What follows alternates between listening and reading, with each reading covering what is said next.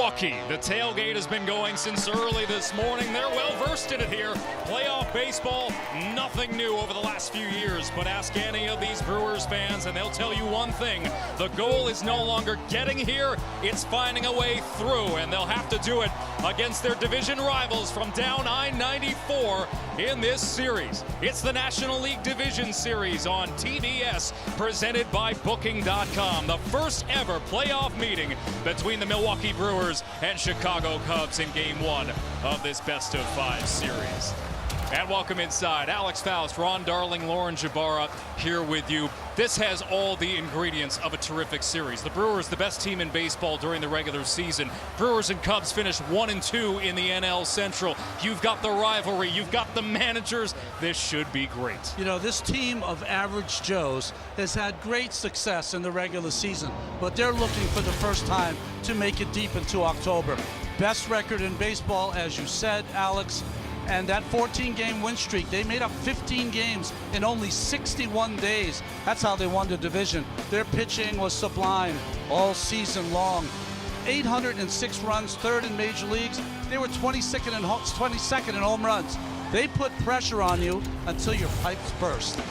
Freddie Peralta will toe the rubber. He is the Brewers' ace. All-star this year, but even better at American Family Field. 9-1 ERA, 1.77 for fastball Freddie Peralta. He led the National League in wins during the regular season. He's going to get some love for NL Cy Young voting. Meanwhile, for the Cubs, an up-and-down season for them. Their offense at times was hit or miss, and they really had to rely on pitching and defense to get through the wild card round. At their best in the first half, they were a juggernaut offensively. But in the wild card, they did it with great pitching, especially from their relievers, good quality pitching from their starters. And one of the reasons it was so good was because their defense is the best in the National League. Led by Pete Crow Armstrong, Dansby Swanson, they can do it all. Up the middle, you always want your team to be strong. They are with Kelly, Horner, Swanson, and Pete Crow Armstrong.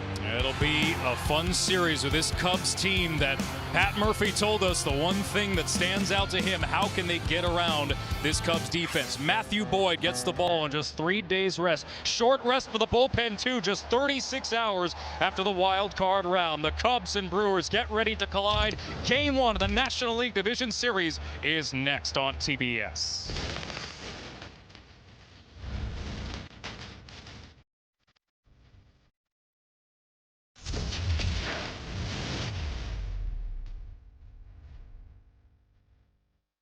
'25 MLB postseason is brought to you by Booking.com. Booking. Yeah.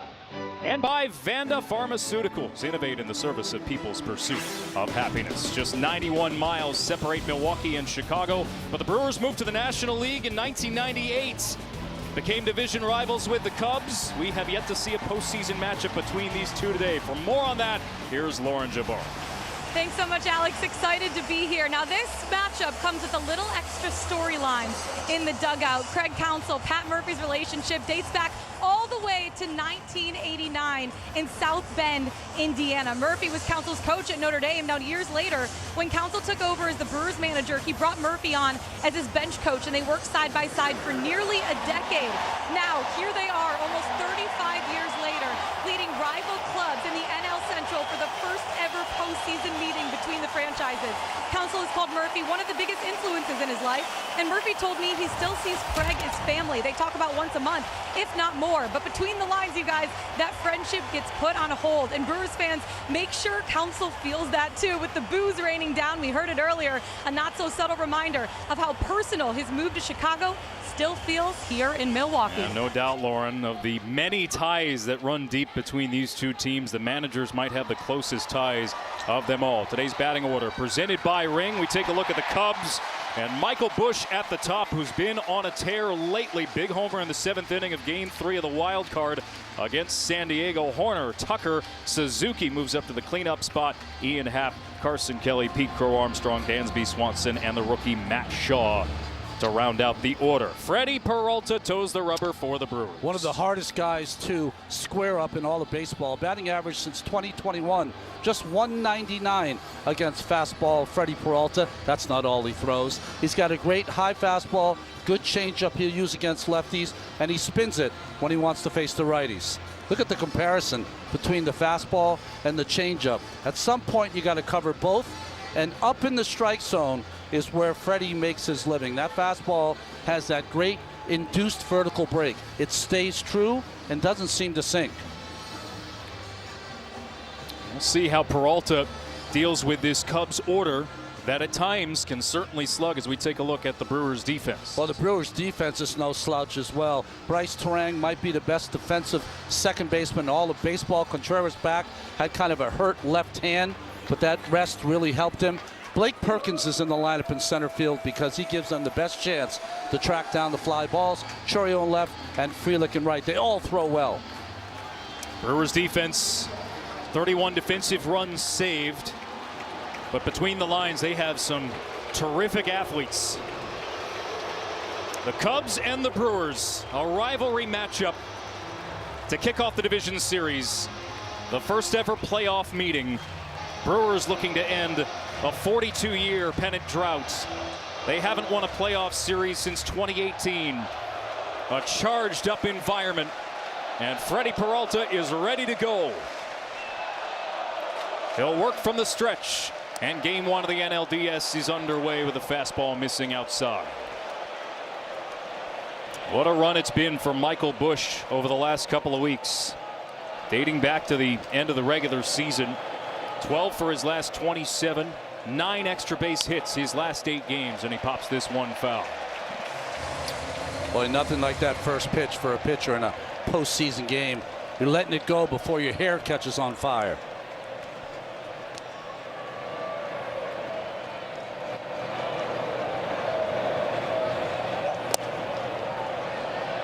This is also nothing new for Freddie Peralta. He's started playoff games before, but he struggled a bit the last 2 years. Started game 1 of the National League wild card last year against the Mets. Gave up 3 runs in 4 innings. And Busch with a fly ball deep to right field. Way back there. That ball is gone. Michael Busch continues his late season assault. A leadoff homer for the Cubs in game 1.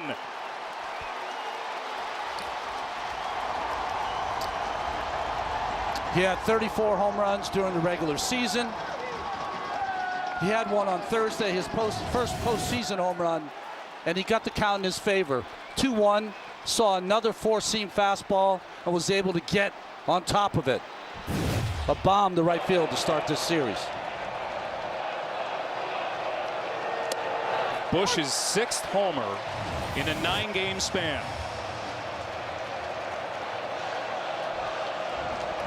Michael Busch entered today 2 for 16 lifetime against Freddie Peralta. Those 2 were home runs, and he now has a 3rd as Nico Horner grounds out. You know, in talking about this series, it feels like the power of the Cubs versus the pesky Brewers. But there wasn't a lot of power in the wild card series. But the Cubs earlier this season, especially in the first half, would not be denied. Home run power from 1 to 9.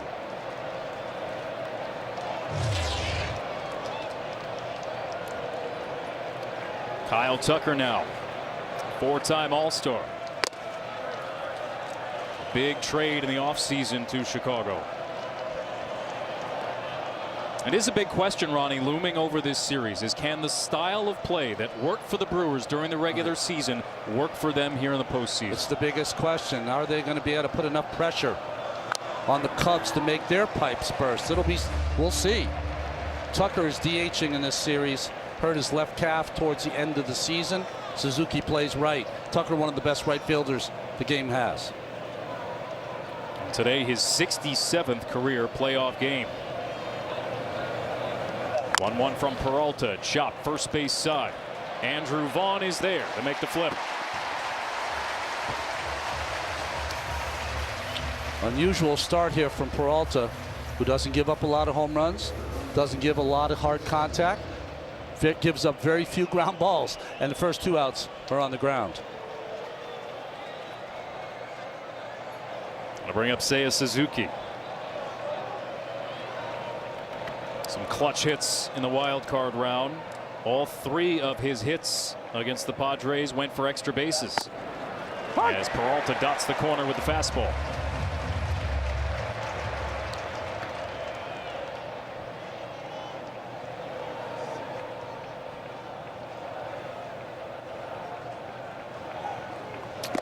Well, what makes Peralta unique? Well, his stride gets down that mound as far as anyone in the game. He's got a little 3/4 arm action and throws across his body, which makes it awfully difficult on the right-handed hitters.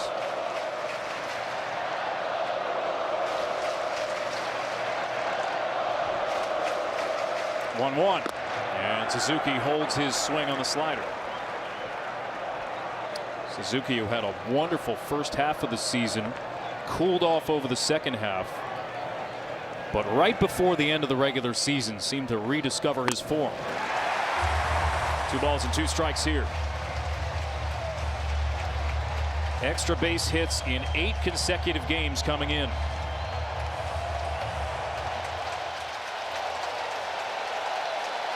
Peralta and these Brewers fans looking for the punch out. On 2-2. Called strike 3, outside corner at 98. But the Cubs strike first. Michael Busch with a leadoff homer as the Brewers come to bat.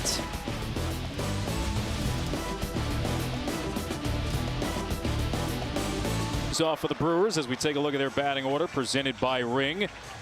This Milwaukee team led the National League in OPS from May 19th onward, despite being 17th in home runs over that span, and they will face Matthew Boyd pitching on 3 days rest, making his 5th career playoff starts.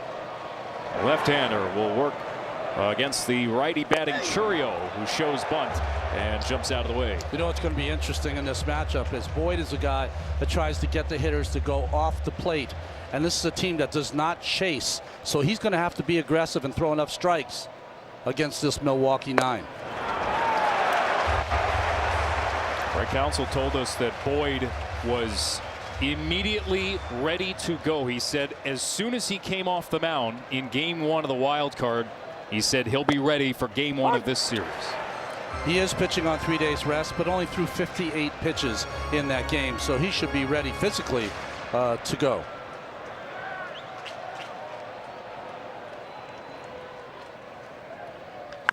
Churio grounds one fair up the left field line, and he'll dig for extra bases. A sliding double for Jackson Churio to lead things off in the bottom of the 1st.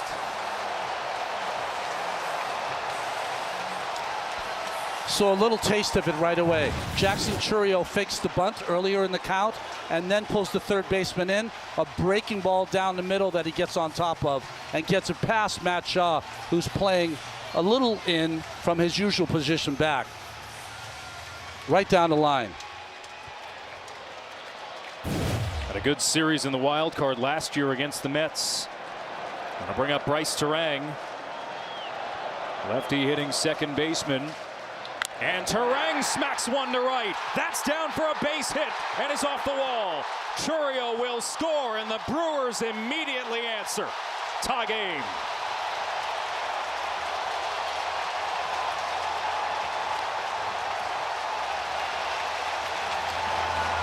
Back-to-back doubles here by the Brewers. They don't swing a lot. They don't chase a lot. But when they do swing, they make contact. And they've answered straight away.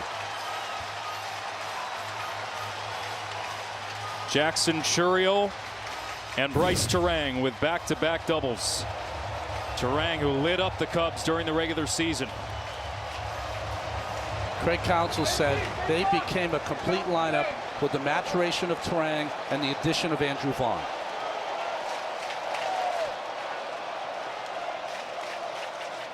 William Contreras tags one towards the gap. That is down for a base hit past the diving Eden Happ. Terang will score. 3 straight doubles for the Brewers to begin. And they have the lead.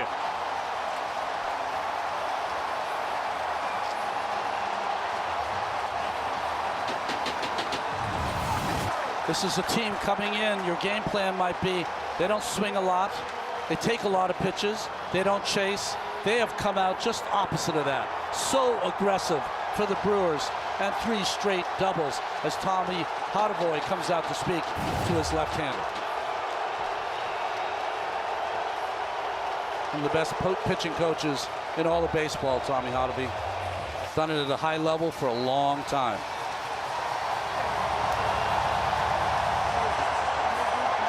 This Milwaukee team found ways to score runs in every which way during the regular season.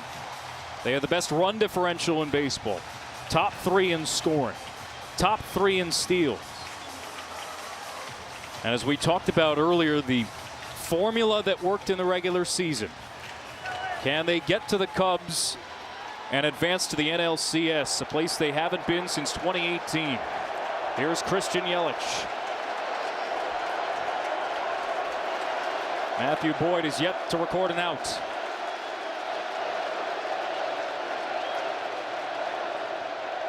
And Yelich behind 0-1. Finished a homer shy of 30 during the regular season, Yelich.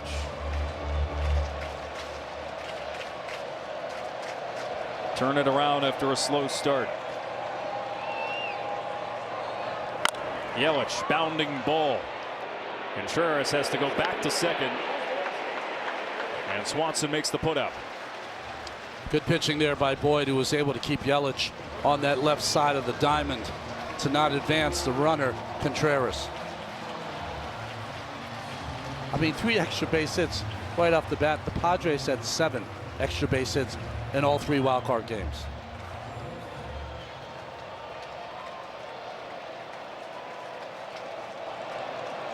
Here is Andrew Vaughn. You referenced him. A big acquisition middle of the season for the Brewers. As he takes an off-speed pitch outside. Vaughn was in AAA. His season had been a disaster with the Chicago White Sox, but added some serious pop to the Brewers lineup ever since coming over. I mean, their record in games he started since he's come over is unbelievable. Vaughn found a home here in Milwaukee.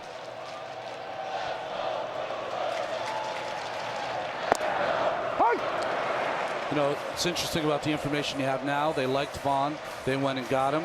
They restructured his swing. He came back, and he's one of the biggest parts of this lineup from July 7th on.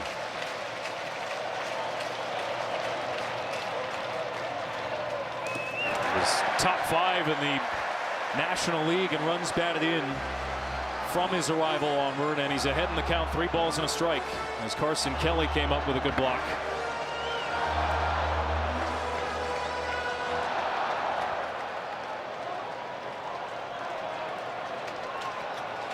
Contreras at second. 3 straight doubles in the bottom of the first for the Brewers. And it's a 5-pitch walk to Vaughn.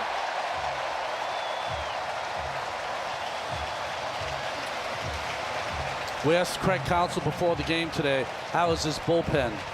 He said they're not compromised, but they're lessened, which told me that he really would like to see some outs and innings here from Matthew Boyd. Well, in some ways, they're feeling the after effects from the wild card. It only ended about 36 hours ago. Michael Soroka getting up for the Cubs. They're certainly looking forward to the off day tomorrow. Sal Frelick now, and he's tied up on a fastball in on his hands. In a lot of ways, it makes this game one all the more critical for Milwaukee to win. They got to have it. They have a pitching matchup advantage with their starter, a guy who doesn't lose at home. Broken bat for Frelick on a ball to second. Horner boots it. Everybody's safe. Here comes Contreras, and he scores.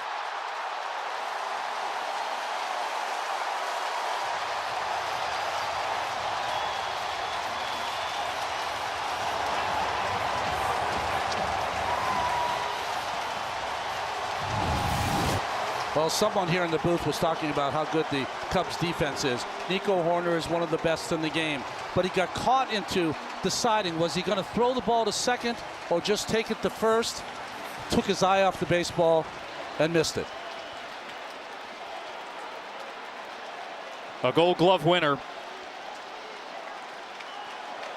but a big error early.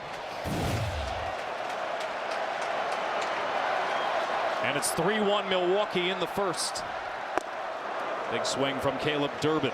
Great job by Contreras, who was alert and ready to round the bag, and Jason Lane, their third base coach, to make sure he got him home.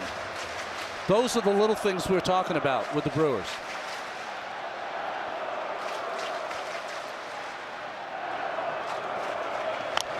Oh, 2 now to Durbin. There's always a question for a team ever since this format came to be about whether the bye week is a good thing or a bad thing. And the Brewers went hard in their practice this week to work on fundamental things. Pat Murphy wanted to make them at least uncomfortable enough to be ready to play the Cubs here in game 1. Chop foul. Lauren, you have more?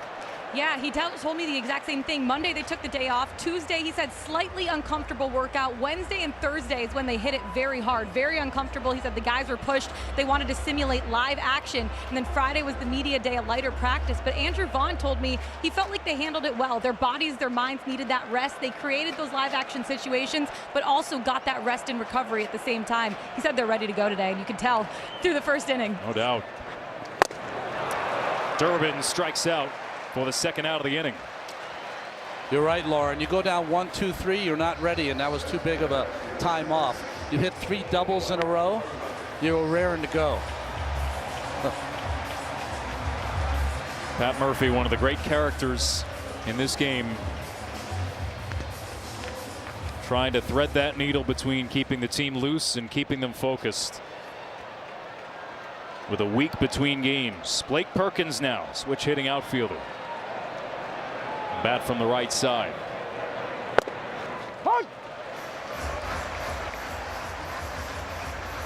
Been a rough season for Perkins.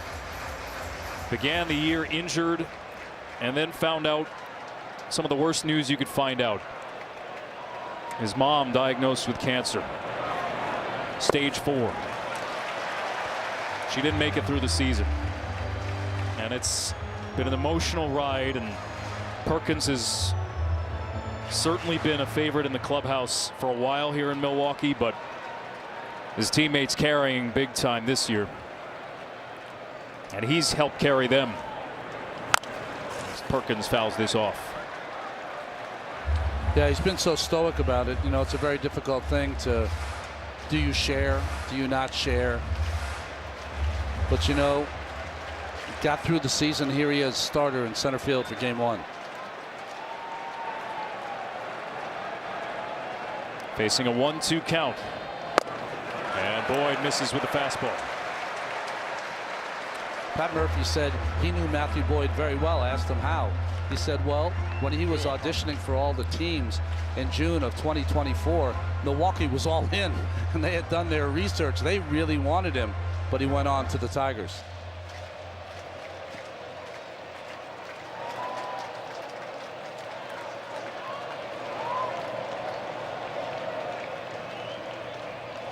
Two, fouled off.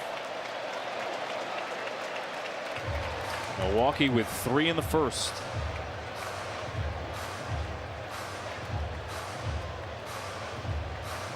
Trying to shake off what's been a lot of frustration in the postseason the last few years. They haven't won a playoff series since 2018. Yeah, that's when they swept the Rockies before losing to the Dodgers.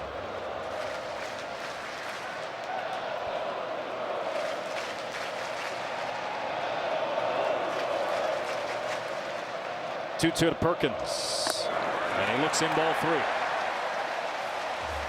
You can see in this first inning not only the aggressive swings at strikes, you can also see their ability to not chase balls out of the strike zone.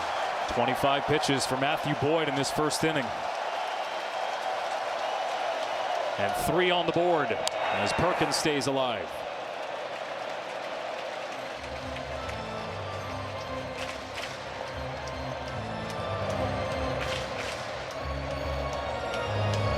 Wonder what questions Craig Counsell is pondering in the early stages of this game.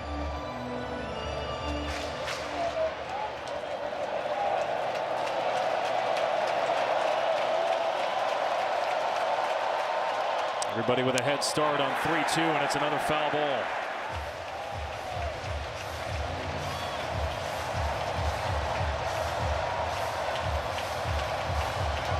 Terrific at bat from Blake Perkins. He's fouled off 3 in a row. On Tuesday in the first inning, Matthew Boyd needed only 12 pitches. Number 28 is fouled back.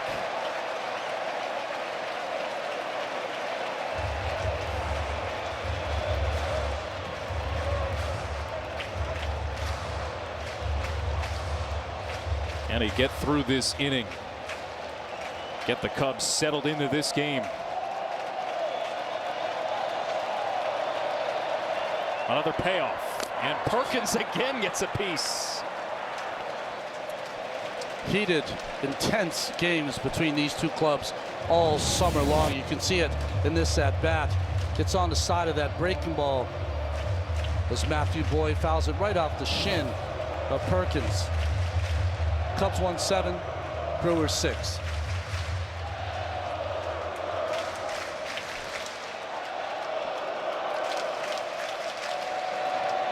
Again, the runners go.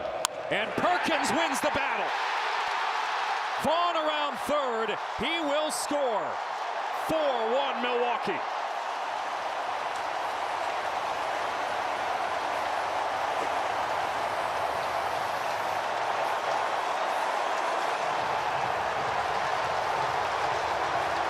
Craig Counsell has seen enough.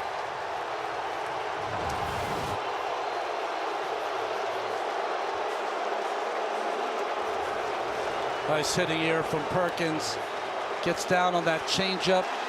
A bullet to center field. Look at the reaction.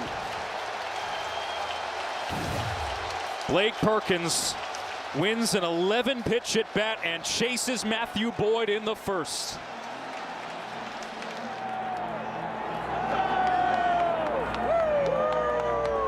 Brought to you by Booking.com. Booking.yeah. And by Vanda Pharmaceuticals. Innovate in the service of people's pursuit of happiness. Let's take a look at our quick fire stats presented by Frigidaire. The Milwaukee Brewers put pressure on opposing teams better than virtually any other. 3rd in runs scored, 1st in infield hits, and unearned runs as well, putting pressure on opponents' defenses. An error from Nico Horner that has prolonged this inning. And Joey Ortiz will bat, the 9-hole hitter.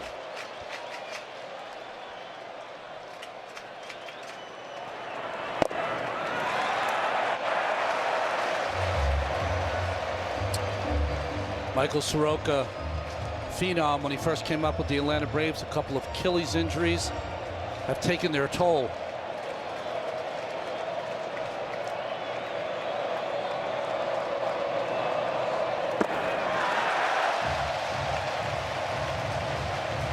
This has been a disastrous first inning for the Cubs, who needed innings from Boyd with a fatigued bullpen. Soroka can give them innings after coming over from Washington at the deadline.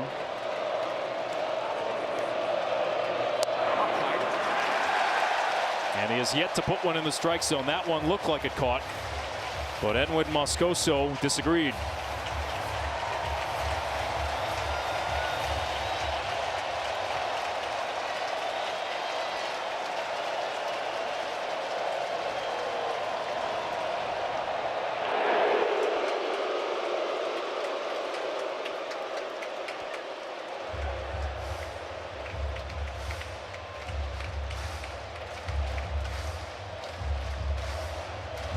Ortiz looking for his first career postseason hit. And to keep this hit parade going, 4 of them in the first for Milwaukee. That's off the corner. It's ball 4, and the bases are loaded. And Chourio will bat for the second time. 2 walks, 4 hits, scoring on an error. The Brewers had scored just 1 first-inning run in their final 15 games of the regular season. They already have 4.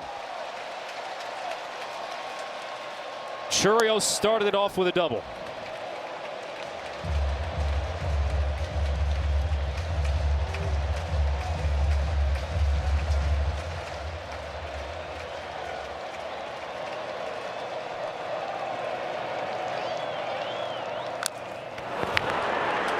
Two.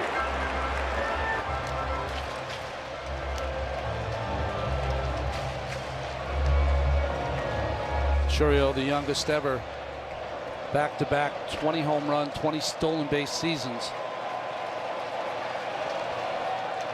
Still only 21 years of age.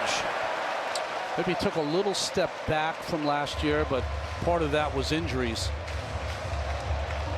He's going to be one of the big stars of our game. Had a hamstring injury at the end of July. Didn't seem 100% when coming back. But Chourio laces this one into left field. And the hit parade continues. 2 more come home. 6-1 Milwaukee.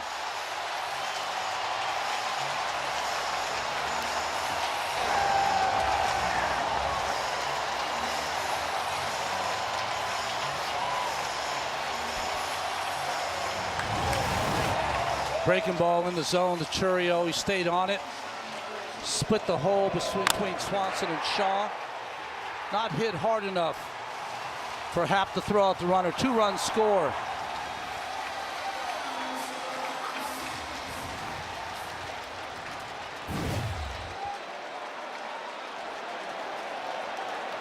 All you can say is wow. The Brewers jumping all over the Cubs in the first inning of game 1. Wild card series for the Cubs against the Padres. Padres scored 5 runs. Brewers have put 6 on them here in the first.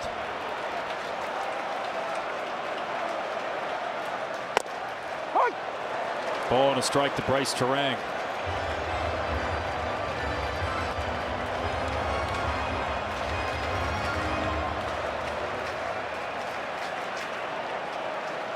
Cubs pitching and defense carried them to the wild card round. Not so to start the division series. This is one of those rare postseason games where Soroka's going to have to eat up some innings.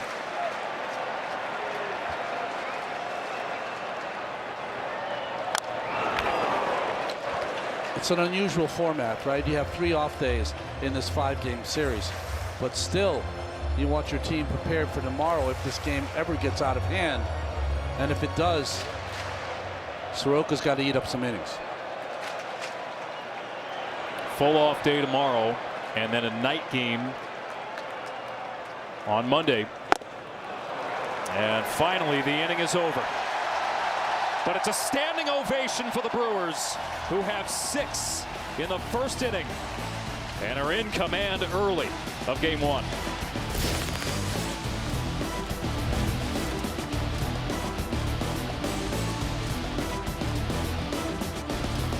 Customers can bet $5 and pocket $200 in bonus bets if your bet wins. Download the app and use the promo code HEAT when you sign up. DraftKings Sportsbook. The crown is yours. First pitch swinging for Ian Happ. Guys like to invoke on the bench the phrase, let's hit for a half hour. Well, the Brewers did. They hit for 26 minutes. That's how long Freddie Peralta was on the bench. I don't know how many would have had 6 runs for Milwaukee on their bingo card. The first inning of this series. Happ with a fly ball to center. Perkins underneath it for the first out of the second. Jackson Chourio with 2. Base hits for the Brewers out of their 5 in the inning. First player in Brewers postseason history to have 2 hits in the same inning. You know, I mentioned this before, I think in the open. The Cubs offense this year 22 times scored 10 or more runs. Game far from over.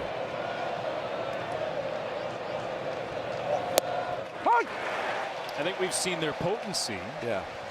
But there's been a lack of consistency.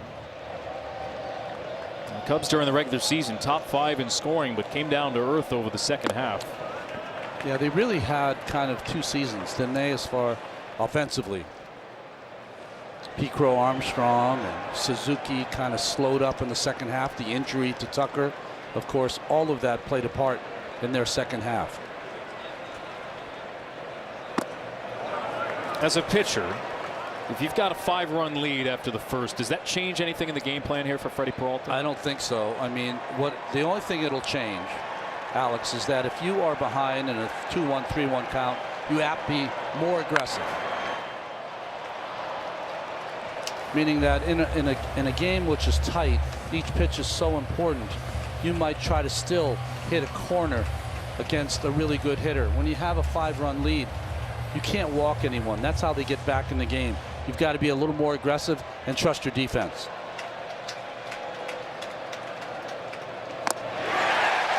He fans Carson Kelly.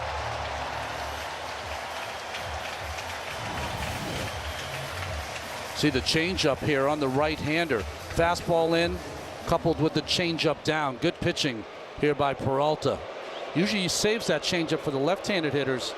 Very rare he uses against the right-handers. Smattering of boos here for the Cubs star Pete Crow Armstrong, and he grounds one into right field for a 2-out single. Peralta had retired 5 straight after the leadoff homer from Michael Busch.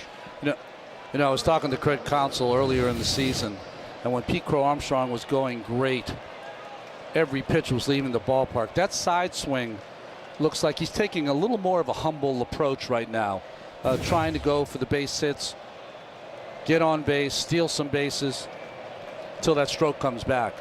Counsell described it as just normal things that happen within the course of the season. Just trying to tweak certain things to get a little better. Strike one here to Dansby Swanson.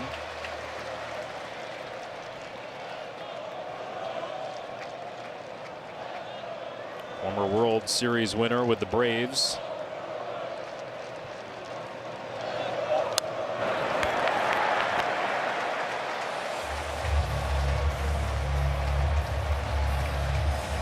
Got some hitters in the Cubs lineup that have had a lot of trouble with Freddie Peralta. Swanson one of them, 2 for 21 in his career.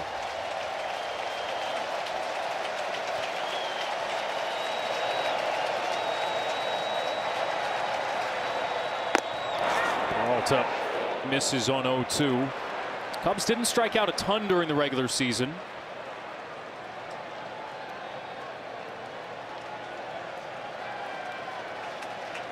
And the bottom of their order has been so valuable.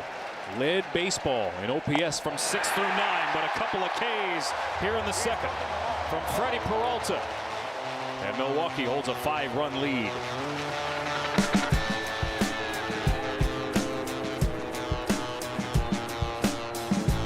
Rewards for tickets to the MLB postseason on Capital One Entertainment. Visit CapitalOne.com/entertainment for more information. Alex Faust, Ron Darling, Lauren Jabara here with you in Milwaukee. What a start to the division series.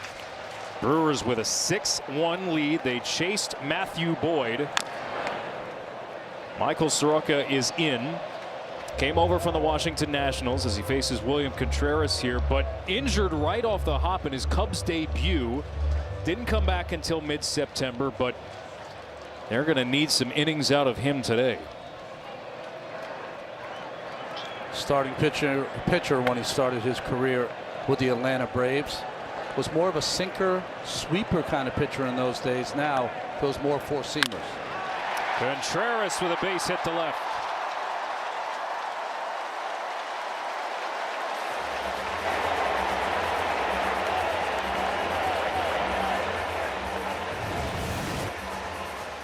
Fastball, middle of the plate.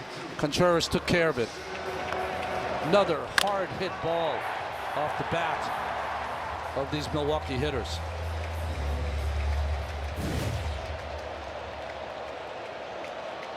I'll bring up Yelich.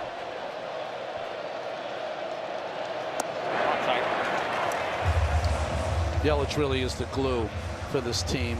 He's not that old, but he seems like the senior citizen for this young ball club. He's the man they go to when they have questions. The face of the franchise, no doubt.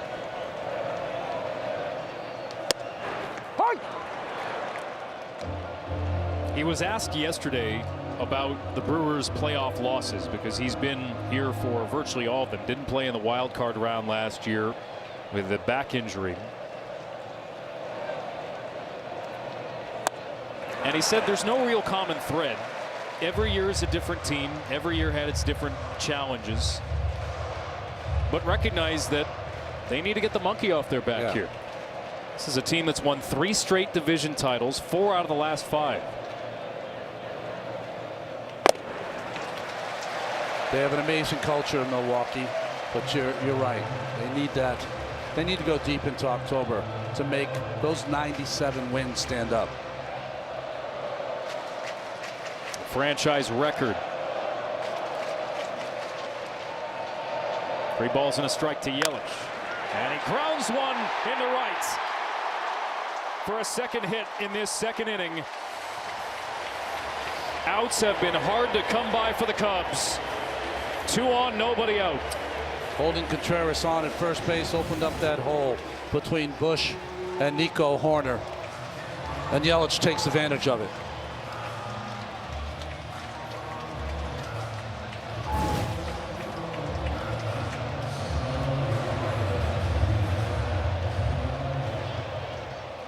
Andrew Vaughn here.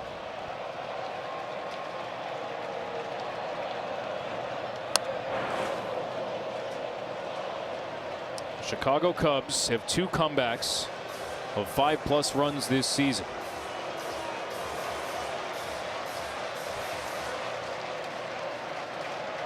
They have not come back from down 6 or more.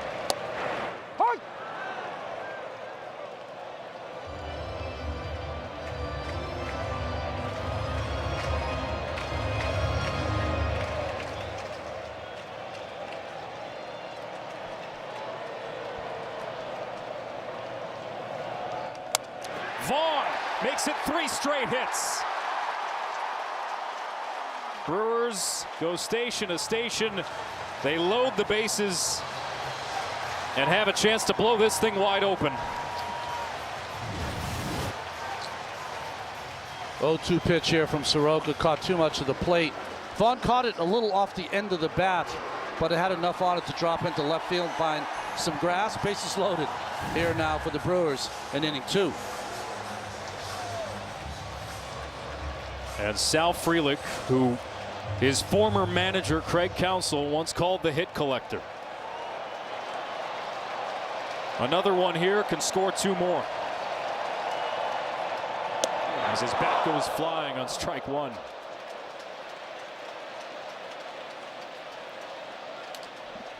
Frelick is the only guy that has been uber aggressive. A check swing in his first at bat on the first pitch, and now a lost bat in his second at bat. Former football player. He's got the temperature up here early in the game.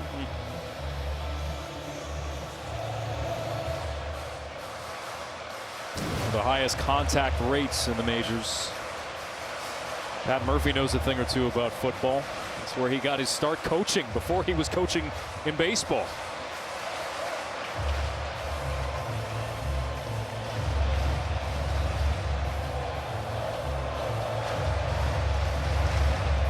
Couldn't ask for a better start if you're a Brewers fan. Bases loaded, nobody out, bottom 2. Frelick behind 0-2.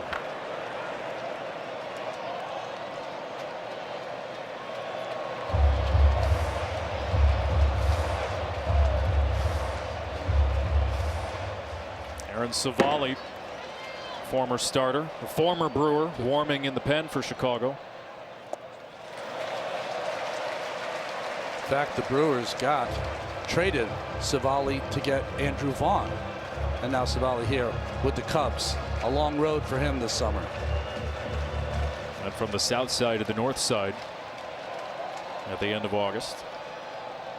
1-2. And the slider misses low and in.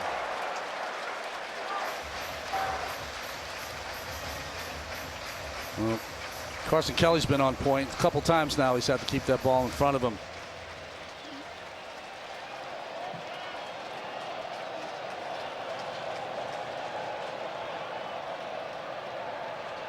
Two pitch. Frelick serves it to left. Happ comes in. It stays up for him.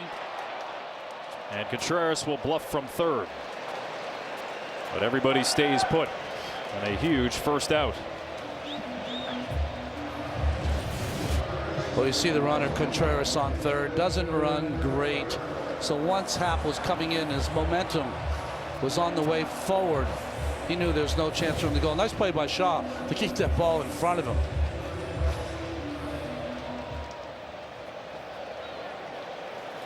I'll bring up Caleb Durbin, who struck out his first time. Soroka up to 28 pitches. Off the hands, little flare. Horner unable to get there. Two more will score.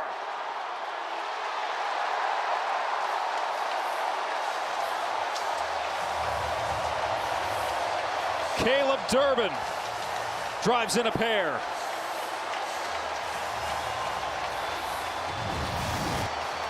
.164 infield hits. Jam shots that end up dropping in. When they swing, they made contact. And they're finding holes here on this Saturday afternoon. Scott Counsell scratching his head. You mentioned it right away, Ronnie. The Brewers had an aggressive approach from the get-go. That's their third hit on the first pitch of an at-bat this afternoon. Yeah, we talked about how patient they can be, but they will swing at strikes. So if they viewed that the pitcher is going to be uber aggressive on that first pitch, they will fire, and it's been successful so far. Average Joes indeed.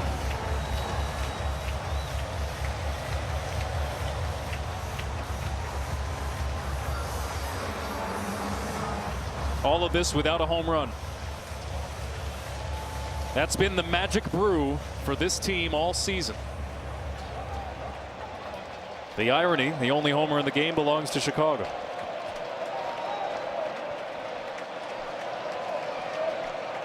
Blake Perkins here. RBI single his first time.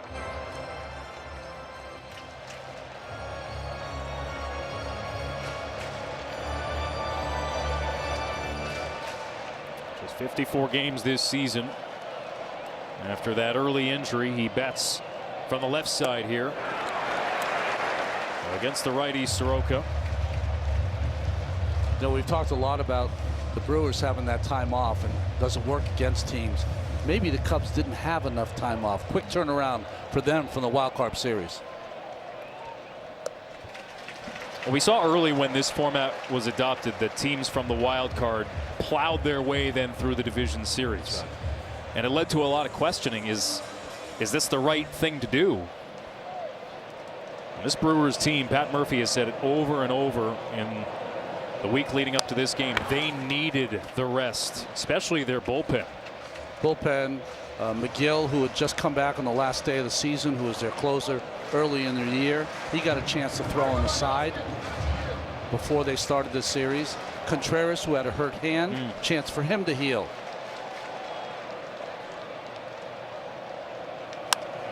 Ground ball from Perkins. Bush will win the foot race to the bag for the second out as both runners move up.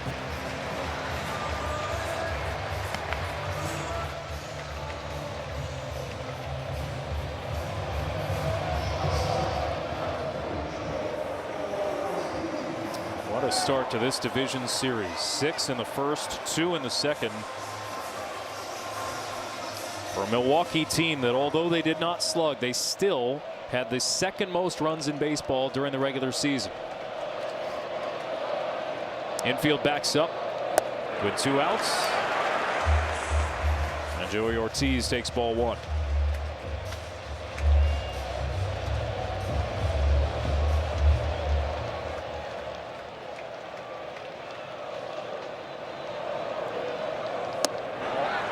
2-0.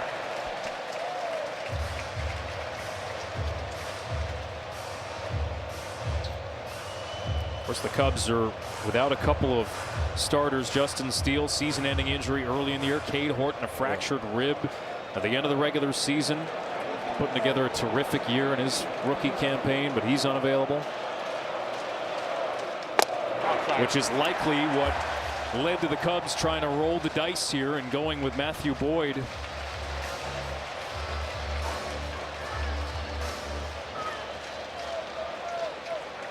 Just 2/3 of an inning, the shortest outing for a Cubs player in the postseason as a starter in many years. Lauren, you have more on Cade Horton as the bases are now loaded? I do. Craig Counsell said earlier that he's not going to be available for this DS series. They said they haven't really pushed him that hard. They're not testing him. They're focusing on just getting his health back up to 100%. And then they'll push him maybe towards the end of next week, hoping to get him back if they advance to the CS. We'll see if they get there. Craig Counsell serenaded with booze, and the Brewers fans cheer another pitching exit for Chicago. We'll be right back.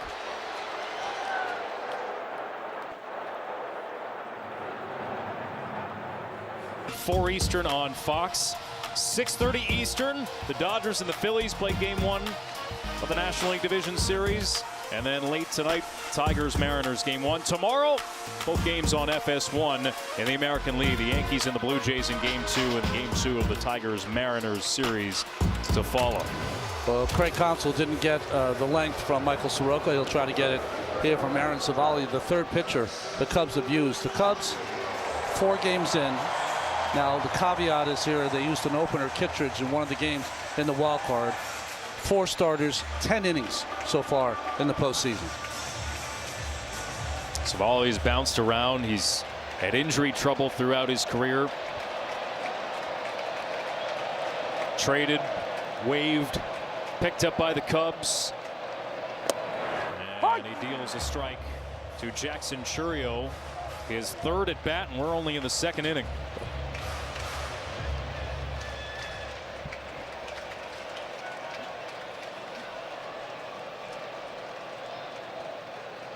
What could turn into a rout here, if it isn't already. Well, I promise you one thing. If he gets another hit here, he'll make another historical record, right?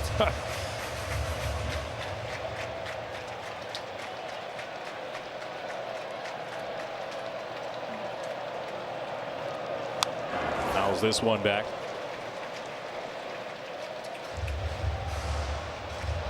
Chourio steps a little bit in the bucket, but he also has tremendous power when he's got it working to right center field.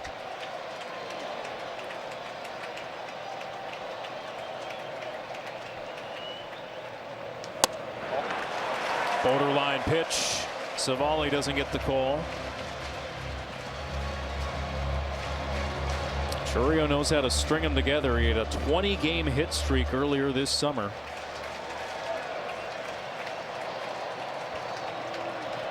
2-2 from Civale, and Chourio grounds one to third. Diving stop by Shaw. His throw not in time. Another run comes home.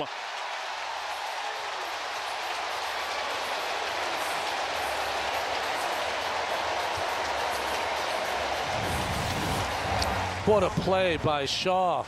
Not only to get to it, but to make a play on it.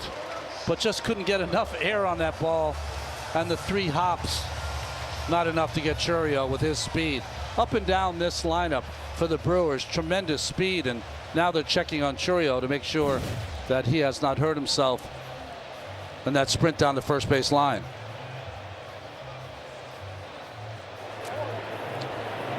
Hanging his head. You mentioned he had the hamstring strain, right? Hopefully he didn't re-injure that for Brewers fans. Scott Behringer is the lead athletic trainer for the Milwaukee Brewers. Pat Murphy in that conversation as well. Take a look. Kind of landed awkward in the bag. Usually when you hurt a hamstring or quad, you reach down for it as soon as it gives you pain. But he did not. but he's coming out of the game. Well, he makes history, the first player in big league history with 3 hits in the first 2 innings of a postseason game. We'll head to the showers early with an apparent injury. Chourio has driven in 3 out of the Milwaukee 9.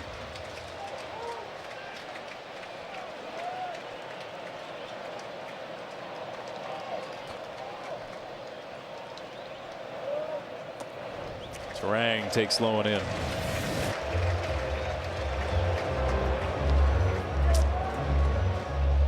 See that sign? It's the sign of a guy knows that he hurt something pretty severe.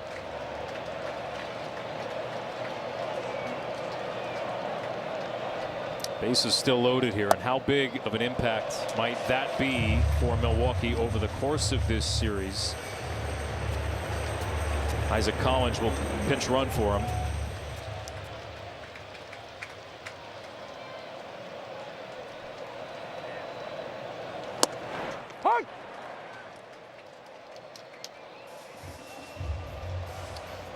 Remember, Chourio missed most of August with a hamstring injury, 28 games in all.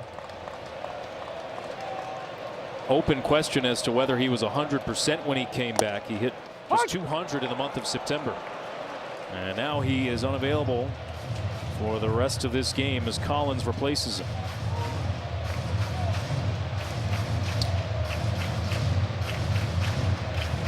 We're talking about Turang's maturation this season. 10 home runs he hit in the month of August. Brewers hit 45 in that month, their best. Strikeout of Turang ends the inning. But 9 more men come to the plate. And Milwaukee has stretched the lead.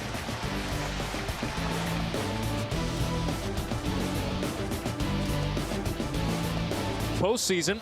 Check out the largest selection of authentic jerseys, caps, hoodies, t-shirts, and more. Visit MLBshop.com for your favorite postseason team gear.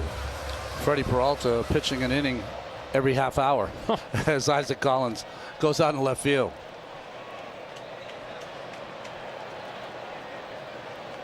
Faces the 9-man in Matt Shaw.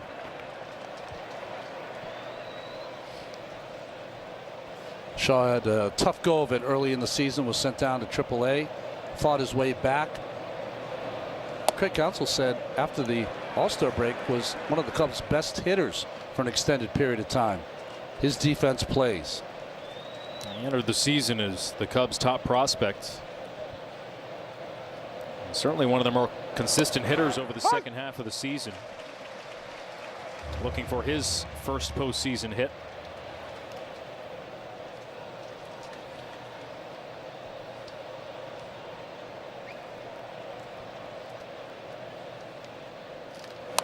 There is still a buzz around this stadium from what we've seen over the first 2 innings. An open question too, Ronnie, of how many Cubs fans would invade, because they often do during the regular season. It's often a split crowd. I mean, it's sounded before the game, especially the boos of Counsell, sounded very Brewers centric here this afternoon. But you see some Cubs hats. Wrigley Field North is sometimes what they call it. Much to the chagrin of the Brewers faithful. Of course. First full count for Freddie Peralta.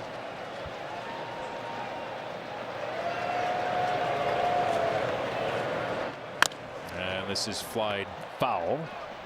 So, Alex, what can you do in a game like this? Well, you want to chip away. You want to get this game closer, 9-4, 9-5. Give yourself a chance with one swing of the bat and bases loaded, you're back in the game. But even more than that, if this goes 5 games, you're going to see Peralta again. Do what you can to knock him around a little bit. Leave a bitter taste in his mouth. It's a leadoff walk for Matt Shaw here in the 3rd. Vanda Pharmaceuticals. Innovate in the service of people's pursuit of happiness. Who would have thought after the leadoff homer from Michael Busch Now this would be the score as he makes his second trip to the plate. The Brewers are the first team in MLB postseason history with 9 runs and 10 hits in the first 2 innings of a playoff game.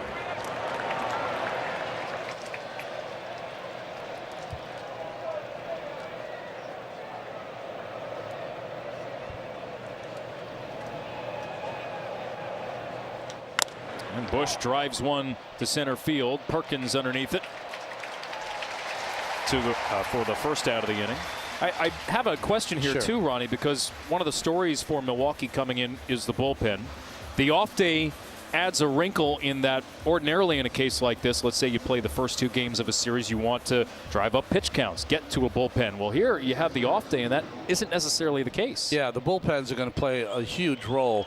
I mean, Craig Counsell didn't want his bullpen to play that big of a role in this game so far, but things like that happen. But because of the off days, you got to be careful with Contreras behind the plate. He loves to throw the ball around the bases. The bullpens are going to play a huge role just because they're going to get that extra rest that you usually don't get if you're playing every single day. And with these 2 teams only 90 miles away, you could have had that kind of schedule, right, of playing every single day, but you have what you have, and you got to manage to it and sometimes around it. Saw how aggressive Craig Counsell was in using relievers on back-to-back in 3 straight days just to collect outs, as it were. So Peralta could reasonably start this game and come back on Thursday on regular rest.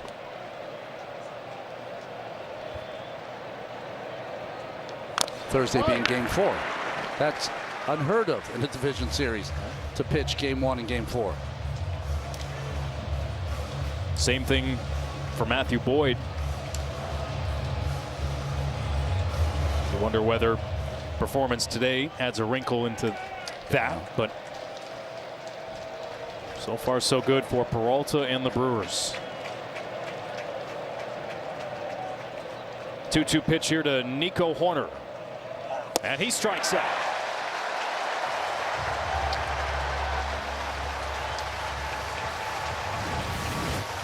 Always has that 4-seamer that rides, and threw this right by Horner, who's a guy very rarely strikes out, makes a lot of contact. You know, the Cubs were behind the gun anyway. This was a matchup of a guy who's 9-3 in his lifetime, Peralta, against the Cubs. And Boyd now has given up 15 runs, 11 earned, and only 11 innings pitched against the Cubs this season. So that's got to factor into your decision making for later in the series. Kyle Tucker, the batter here. Freddie Peralta coming off a career year during the regular season, leading the National League with 17 wins, top 5 in ERA, strikeouts per 9. 200 plus strikeouts for the 3rd straight year, but he openly talked about it leading into this series, Peralta, that his performances in the postseason the last 2 years, he knows he has to be better here in October. When he's pitched in a game for the Brewers in the postseason, they've never won one.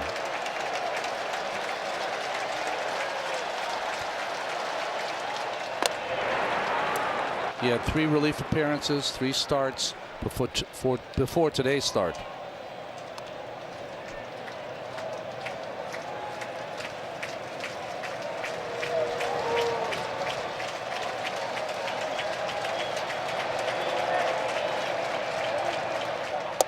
Two balls and 2 strikes now to Tucker.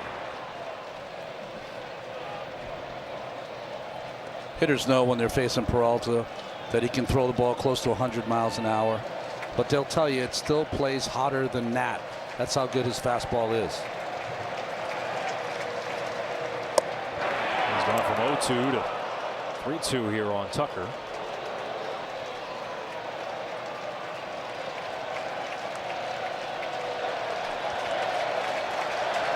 So Suzuki on deck.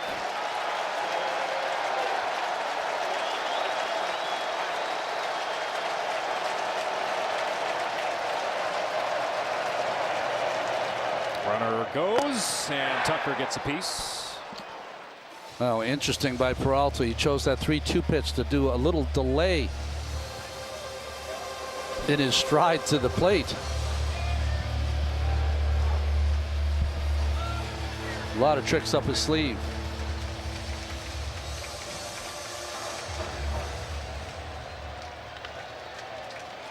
Forced Matt Shaw to hesitate momentarily. Yeah. But not a balk. That's up and away, ball 4. 2-out walk to Tucker.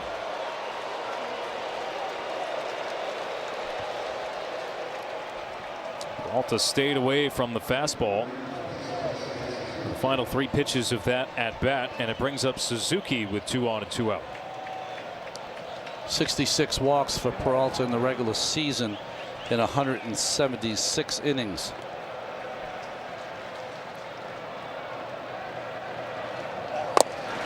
Goes back to the fastball there, Peralta. Milwaukee as a staff did have an issue during the regular season with walks. In fact, they had the 2nd worst strikeout to walk ratio in baseball.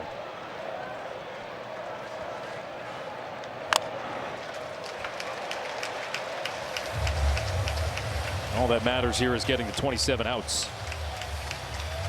That's Chris Hook. Yep. Just like the Cubs, another talented pitching coach in our league.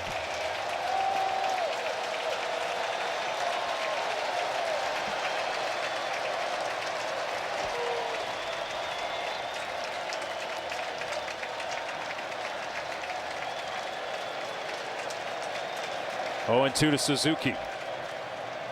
And that's strike 3. A looping curveball freezing Suzuki and ending the inning. 5 strikeouts now for Freddie Peralta, with the Brewers up big early in game 1.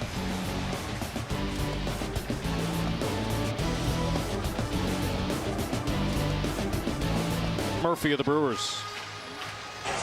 Pat, for a team known for their patience at the plate, some aggressive at bats there through the first 2 innings. What stood out about the way your offense was able to attack their pitching staff? Yeah, I'm proud they came out ready, you know, and they did strike ball it. And you think about Perkins' 10-pitch at bat, kind of says it all. But the guys came out ready to swing, and you know, it's one of those things when they're locked in. A lot of great things can happen. They're a great bunch. Jackson Chourio was playing great. We saw him hold his hamstring after crossing the bag. What was your conversation with him, and what's his status? Well, it's just scary, you know. He had a hamstring that kept him out a month, and it's the same hamstring, so we're worried about it. It's really unfortunate. I'd appreciate it. Thank you. That will be a big story to watch over the course of this series. Shaw makes another nice play, this time retiring Contreras.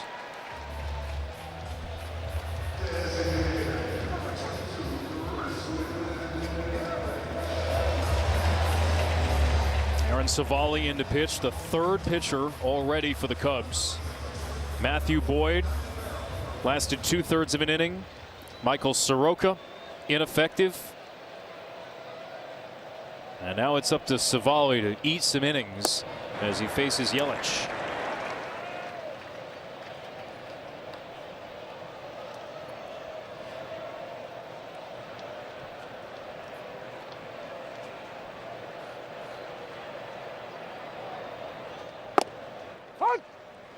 Savali throws 93, 94 miles an hour, pretty straight. He's more of a breaking ball pitcher. You'll see a lot of different curveballs, sweepers.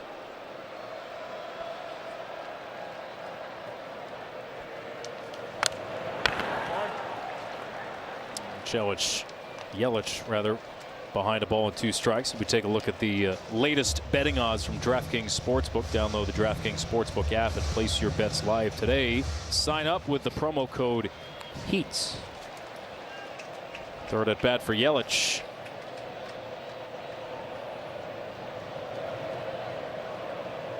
One-two from Savali, and it's popped foul. Let's see if Happ has a play on this. He will not.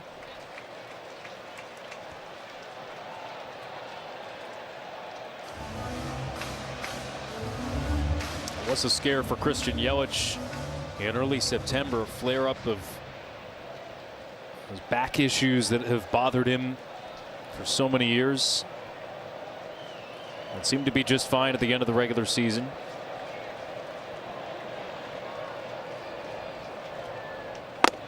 Two balls and 2 strikes.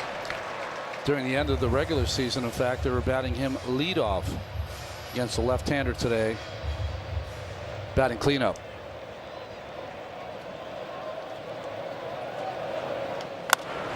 On the ground, Horner is there.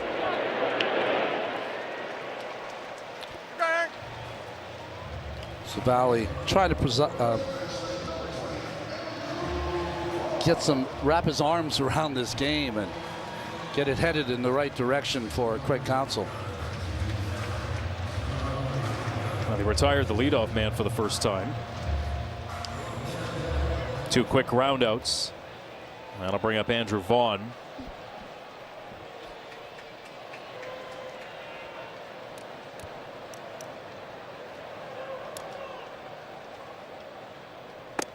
Looping breaking ball in for strike 1. The Milwaukee Brewers were 3 games under 500 on May 24th. They had lost 2 out of the first 3 of a series to the Pittsburgh Pirates. We're about to lose the 3rd. And their season seemed to turn around there. Fly ball right field. Suzuki going back. And he has a beat on it. The inning is over. A 1-2-3 inning, mercifully, for the Cubs.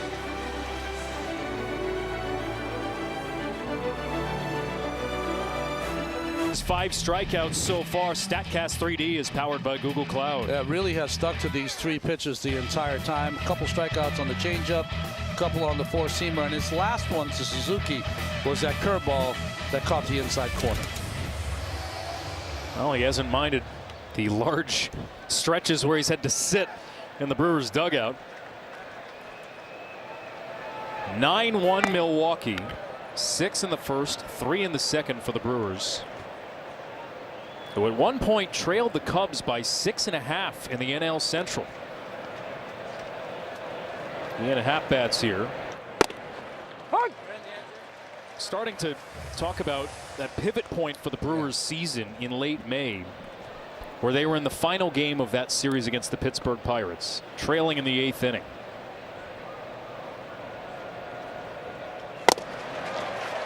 They got a 2-out, 2-strike double from Bryce Terang, a 2-out, 2-strike double from Isaac Collins. It ignited a Brewers comeback, and Pat Murphy cited over and over that was the turning point in the season. They won 8 in a row after that. They had an 11-game win streak in July. Happ strikes out. Then they had that franchise record 14-game winning streak in August, where it seemed to announce to the baseball world this wasn't just a run, they were for real. How about an 8, 11, and 14-game win streak in the course of a year? Right. You're right, and they turned that. By the time they hit July 20th, they were tied. And smooth sailing for them after that.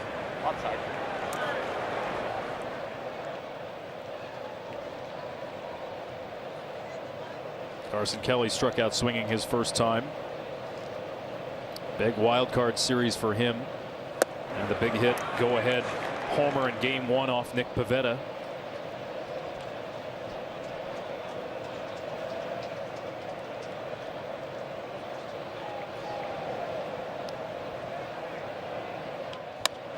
Kelly with a fly ball to center.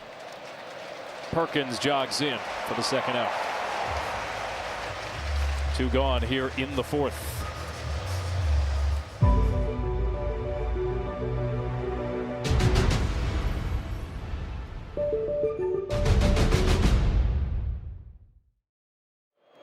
Alex Faust, Ron Darling, Lauren Jabara, producer Tom Heitz, director John Tackett, our entire TBS crew. Game 1 of the National League Division Series. Couldn't be a better start for the Milwaukee Brewers. Can the Cubs chip away either against Freddie Peralta or a Milwaukee bullpen that does have some question marks?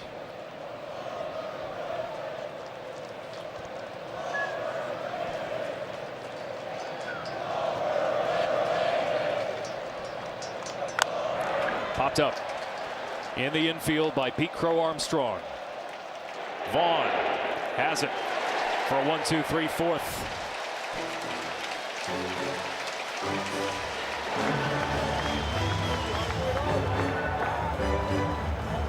Up 9-1. Now the Brewers have a fun nickname this season. Pat Murphy calls his team the Average Joes. Christian Yelich came up with it, but Murph was telling me it's a bunch of average guys that came together and created something elite, which is what they've been all season. I asked Bryce Terang about it.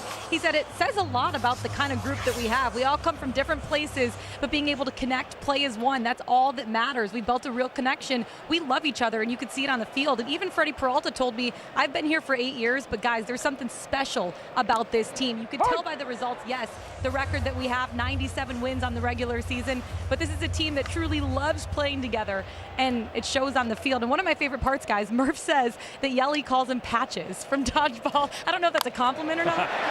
Well, he has the jersey in his office to prove it, as Frelick has a base hit to lead off the fourth. I mean, that makes him Rip Torn, right? Right. So if he can dodge a wrench, you can dodge a ball. I think he has a lot more humor than the great Rip Torn had in that part anyway. He's aiming to win a second consecutive National League Manager of the Year. Very much would be among the favorites. Best record in baseball during the regular season, another division title here. He dropped that line in public for the first time after sweeping the Dodgers in mid-July. He was saying to the great fans around the world watching baseball, it's a bunch of guys that nobody's ever heard of. It's a credit to his young, hungry players, he said.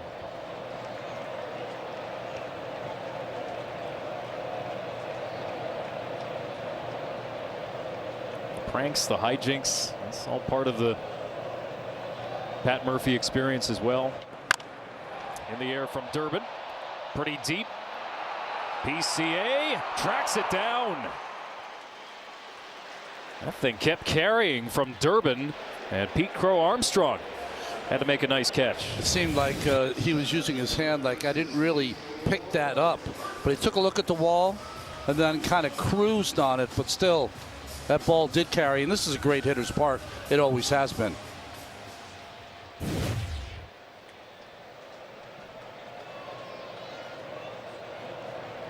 Bring up Perkins. You know, Pat Murphy is kind of the envy of a lot of the managers, because in today's game where you're really careful in how you deal with your athletes, he has such a young team that he can be very bold with them.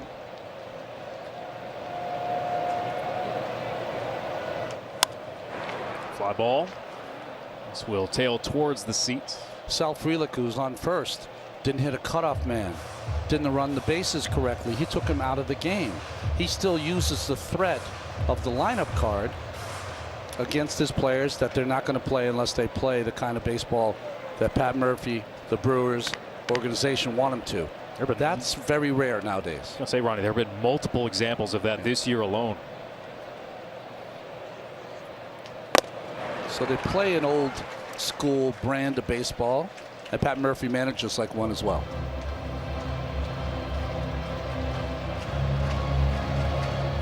In a lot of ways takes his cues from his time as a college coach. So many years on that side of baseball. And that's strike three on the outside corner. Perkins is rung up. Well, it's transitional versus transformative, right? Transitional is wins and losses, if that's all you need. For Murphy, a former college coach, it's transformative. How do you change the athlete that you're trying to lead? For Frelick, it's something he'll never do again.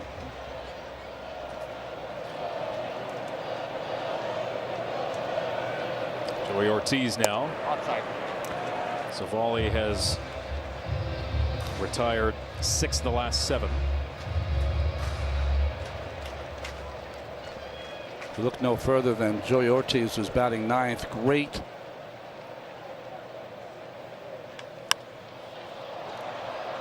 Fly ball to right. But he's been walked twice in this game. The 9th place hitter, mistake by the Cubs. That'll take us through 4. The Brewers jumping on top of the Cubs in this game 1 of the National League Division Series on TBS.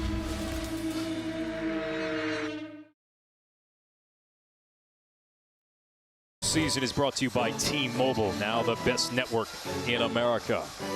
And by Ryder, top dog supply chain and transportation solutions from Ryder. All Brewers in game one. But for the leadoff homer from Michael Busch. Freddie Peralta has been cruising ever since then. Into the fifth now as he faces Dansby Swanson. His first ever playoff meeting between the Cubs and the Brewers. See if this ball gets into the seats. Going to be a tough play for Durbin right up against the screen. That said, they have played in a winner-take-all postseason type game. 2018, a Game 163 tiebreaker to decide the National League Central title. Jose Quintana, now a member of the Brewers, started in that game. He might be the Game 3 starter for Milwaukee, but Chicago lost that game. Milwaukee took the division title, went on to the NLCS that year. That was what you referred to, their last postseason series win when they swept the Rockies and then went on to face the Dodgers. There's Jose Quintana, one of the great guys of the game. Real gentleman, class act. These two teams in similar places in terms of their lack of series victories in the playoffs lately. 1-2 pitch into Swanson, misses low and away. A win over the Padres for the Cubs. That was their first playoff series win in 8 years. Going back to the NLDS in 2017 against the Nationals.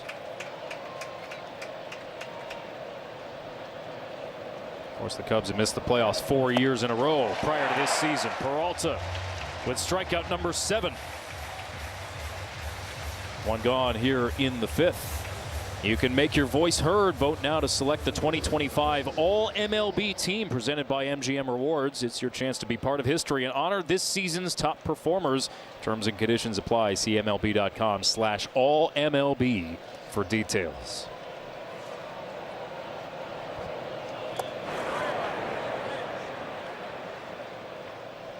Peralta has conceded 2 hits and 2 walks, but Ronnie, I can't think of any difficult at bat yet for him in this game.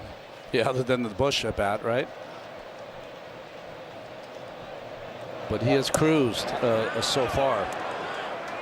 You know, he just doesn't give up a lot of hits. Since 2021, the league is batting 199 versus him. He just doesn't give up a ton of hits.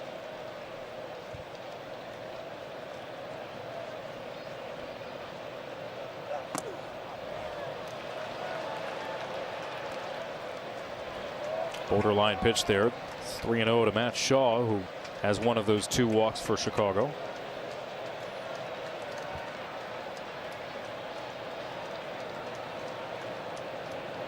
Outside. And for the second straight time, Shaw will take a walk. The 9th place hitter in both lineups has walked twice. Right. Go figure. Peralta, if not for Paul Skeens in Pittsburgh, he'd be one of the front runners for National League Cy Young this year. I think the person that's going to finish second, I think he'll be in the top 3 discussion.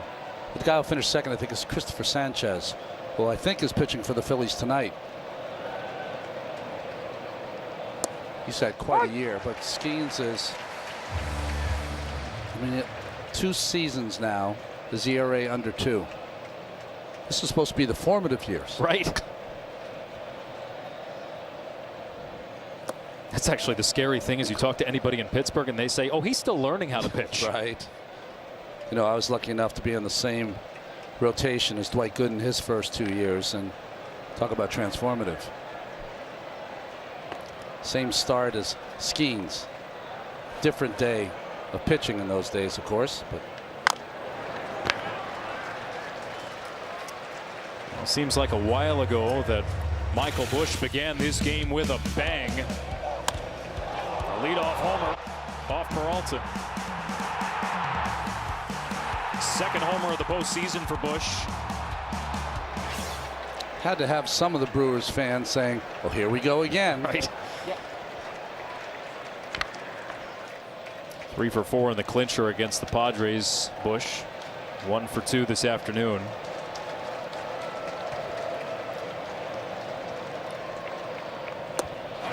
Looper misses well outside, just a bit outside from Peralta.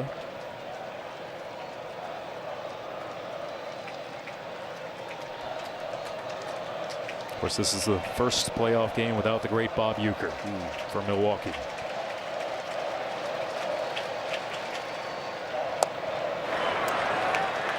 He is every bit a part of this organization still. A legend here with this franchise. Bush strikes out. 8th strikeout for Freddie Peralta.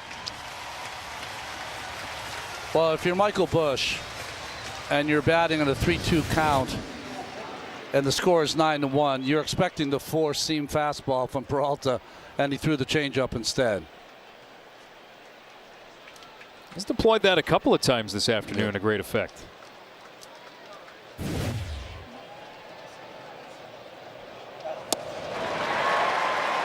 Nico Horner behind 0-1. I think both teams in this series and this season playing with heavy hearts. Uecker certainly for the Brewers, but Ryan Sandberg, who we lost much too young this summer, for the Cubs, of course. One of the greats.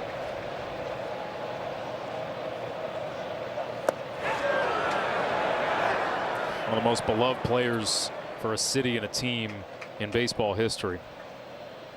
I never faced anyone more in my career than Ryan Sandberg. Consider that an honor.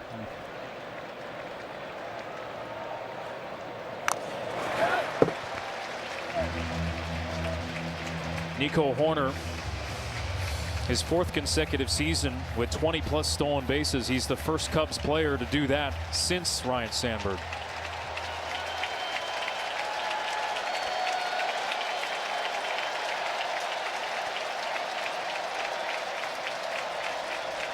Peralta's 1-2.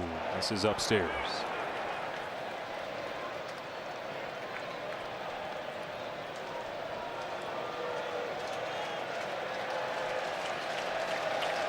Warner, who was 2nd in the National League in batting average this year. And he strikes out. Number 9 for Peralta. Freddie Peralta is dealing. And the Brewers have been dominant in this game 1.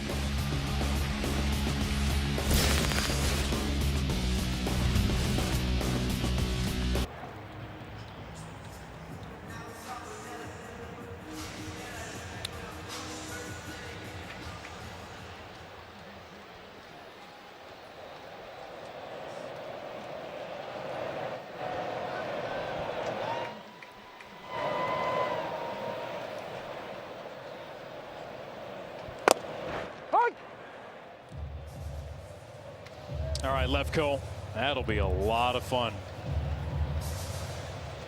What a pitching matchup, too. Mentioned that Sanchez is going for the Phillies. That could be a NLCS matchup, but they meet here in the Division Series. A lot of star power there, right?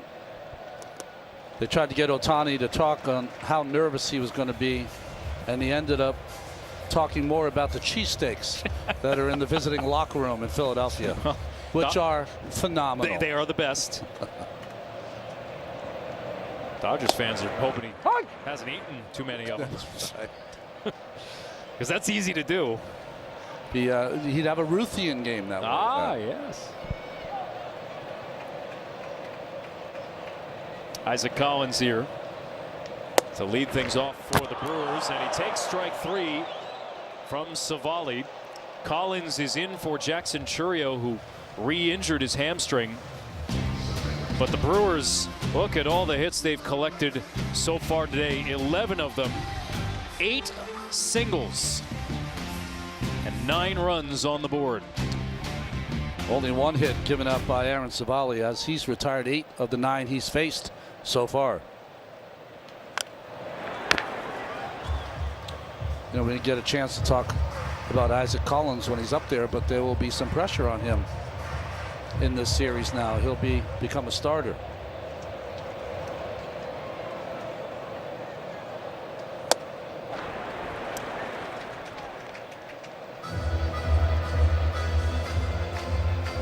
As Turang, the batter here. Boy, did he take a massive leap this year for Milwaukee. Always thought that he was going to be, you always knew he was a great defensive player. You didn't know how far the hitting would come. And boy, has it come a long way, as you said, this summer. More, and you have more? Yeah, Pat Murphy said he was going to take quantum leaps from last season to this season. I talked to Bryce about it. He said, look, it's just about experience, getting older, understanding the game more. He said you learn how to maybe get out of something quicker, understand how a guy's trying to attack you better. It's just off of that experience, and I feel more comfortable out there every single game. Anytime you're on a list with Yount and Molitor in this organization, you're doing something pretty good. Two of the greats.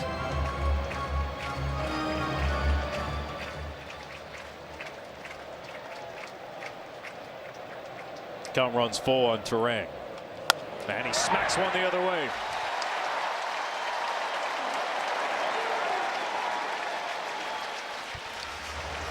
One out single for Turang, and the 9th single for the Brewers this afternoon. Couple of hits now in his 4 at-bats, a double here, and impressive single going the other way with 2 strikes.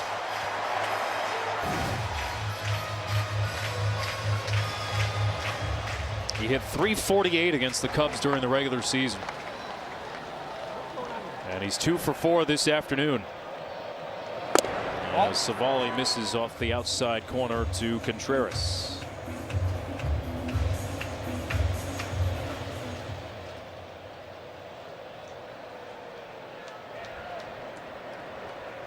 Infield double play depth. Big hole on the right side. Contreras has always been one of the more durable catchers. Two consecutive years now catching over 1,000 innings, 128 games as a starter behind the plate this year. Well, he needed the break, as you mentioned, Ronnie, to heal up from a forearm contusion late in the season.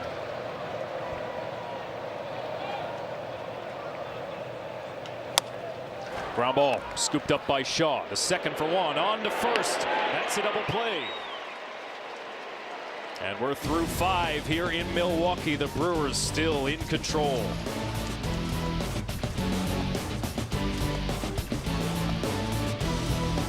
MLB postseason is brought to you by Frigidaire, introducing the new line of ovens featuring stone-baked pizza mode only from Frigidaire.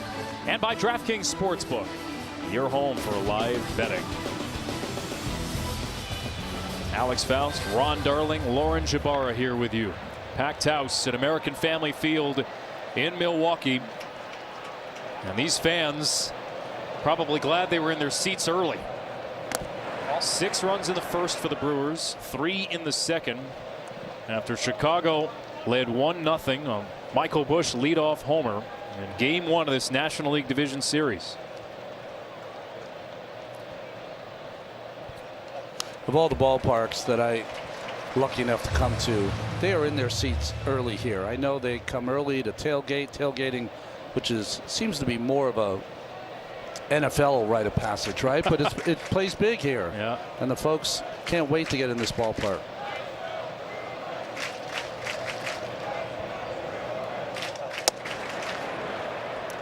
Fans cooking up brats outside right. the ball game, outside the ballpark for this Game 1.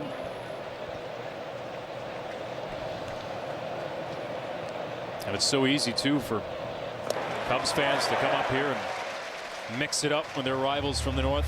And the Brewers actually were promoting they're going to have a train service from Milwaukee to Chicago ahead of Game 3. Get their fans maybe to invade Wrigleyville. Well, 2-2 pitch, fly ball to the left. Collins is there. well, against Suzuki, who's been one of the hottest Cubs hitters, Peralta threw him everything but the kitchen sink. Change up there for the strikeout. This is a fastball he paints outside. A couple of breaking balls, a couple of different kind of breaking balls, including this one, which caught the inside corner and struck out Suzuki for his second at bat.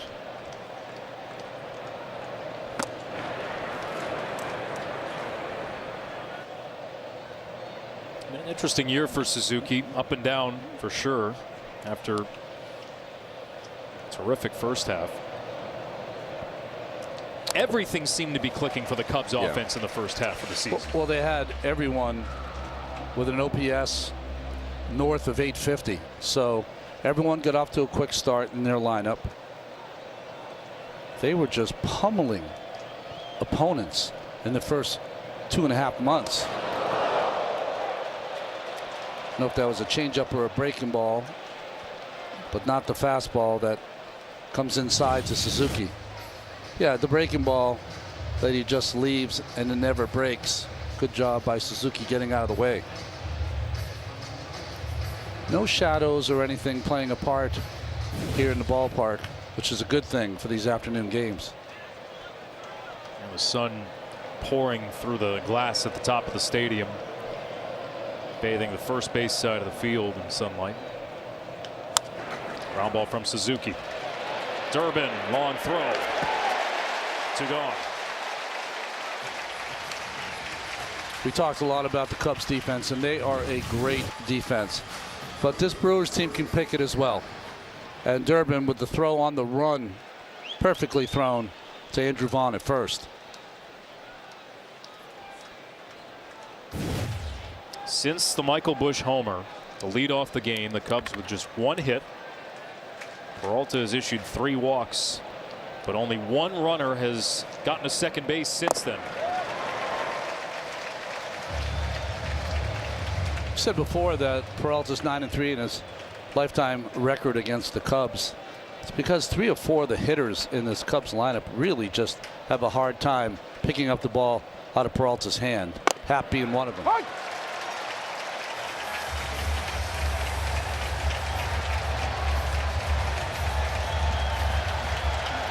Peralta with 9 strikeouts.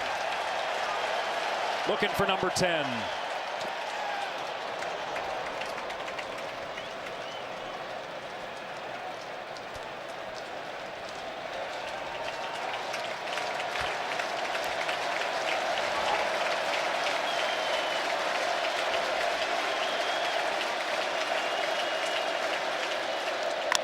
This ball is driven to center field. Perkins going back. He looks up. It is gone. A home run. Ian Happ to the deepest part of the park. And Chicago has their second run, both by way of the homer. The little victories you're looking for here if you're the Cubs. I mentioned that Happ had a hard time seeing the ball out of the hand of Peralta. It was 2 for 35 prior to that long ball. Little victories. Catches the fastball out front. And that ball, there's a cement wall behind center field, and it came banging back into play. Yeah, Happ didn't know he clicked it.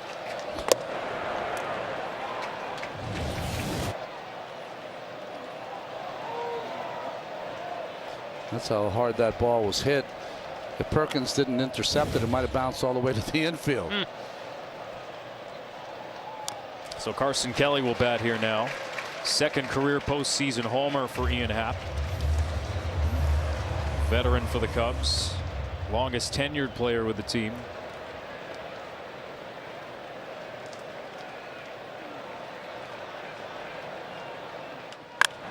This is a hard hit ball up the middle. And back-to-back hits for Chicago. Carson Kelly with a 2-out single.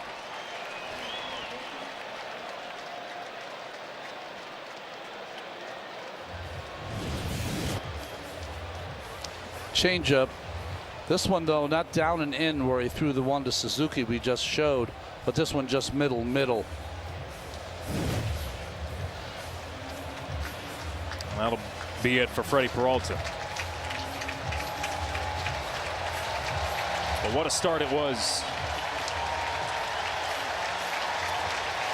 Fans rise to their feet in Milwaukee. The Brewers ace getting them into the 6th. And he legs it to a rousing ovation.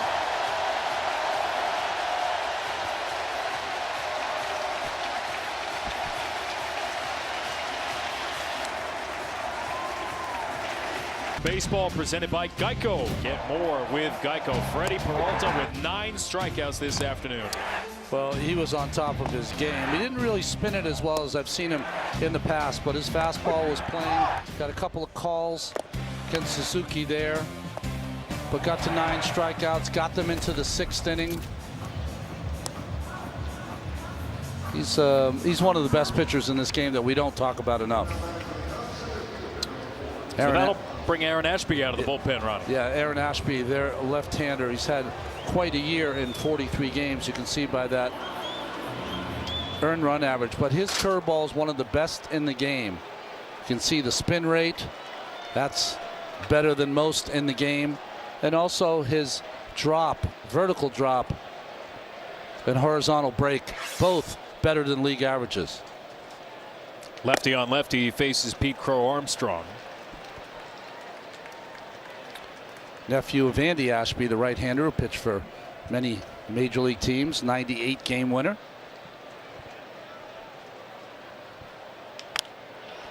And it's a fly ball to left, a lazy one. Collins underneath it, inning over. 5.5 in the books. The Cubs get 1 back, but it's still a 7-run deficit.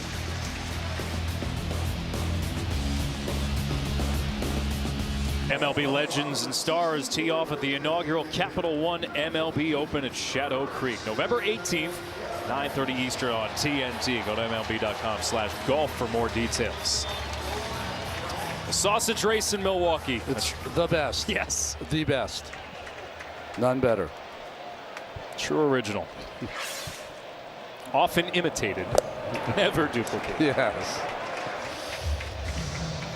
9-2, the Brewers lead the Cubs game 1 of the NLDS.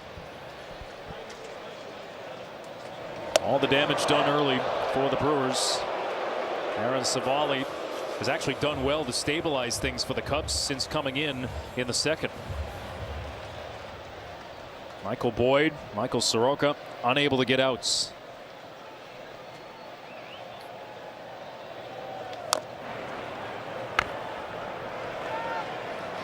Yeah, in a weird way, Savali is resembling the best starting pitching effort they've gotten, but he happens to be the 3rd pitcher. Right.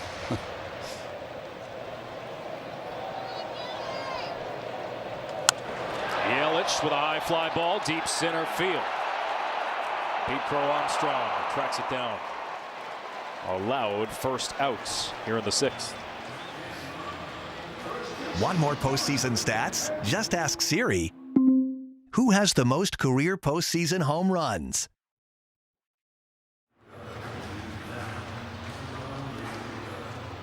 After a franchise record in wins during the regular season, Milwaukee trying to put game 1 to bed here as Vaughn pops this up. And a couple of flyouts here in the 6th.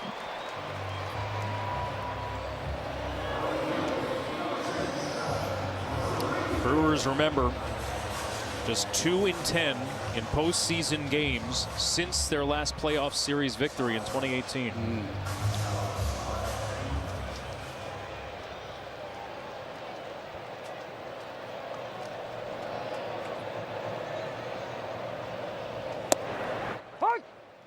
With that out now, Savali, this has been the longest relief appearance in his career. Much traveled the last couple of seasons.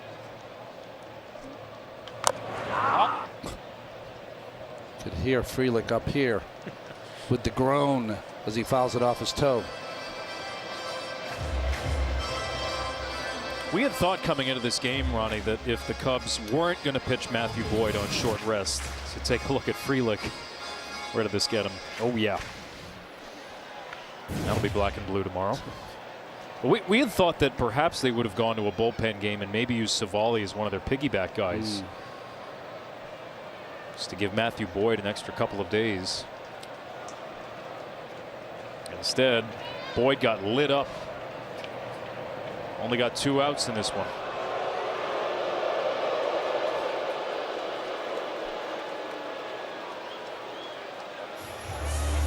Final line on Boyd was 2/3 of an inning, 4 hits, 6 runs, though with the error thrown in that first inning, only 2 of them were earned.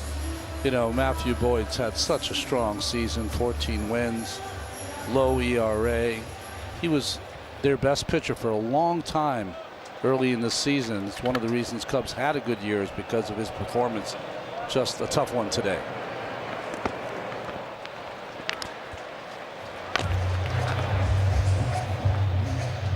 The second time in Boyd's career he's had to make a start on 3 days or fewer rest. Looking on from the dugout now.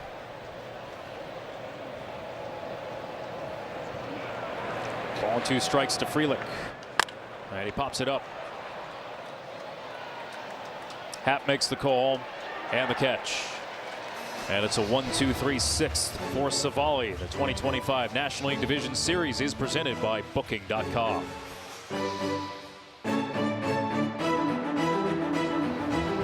Top of the 7th here, Brewers up 9-2. Earlier in the game, we saw Jackson Chourio on his 3rd hit in 2 innings as he crosses the bag, kind of grab on to the back of his hamstring. It was the hamstring that kept him out nearly the entire month of August. I talked to Pat Murphy. He said, yeah, it was the same exact hamstring. We want to be careful with it. Just got word from the PR staff.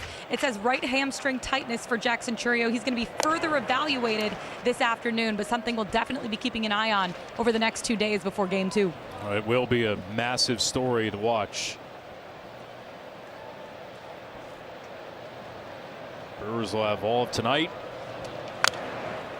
all of tomorrow, and then a night game for Game 2 of this series on Monday. That's right. 8:08 East Coast, 7:08 here.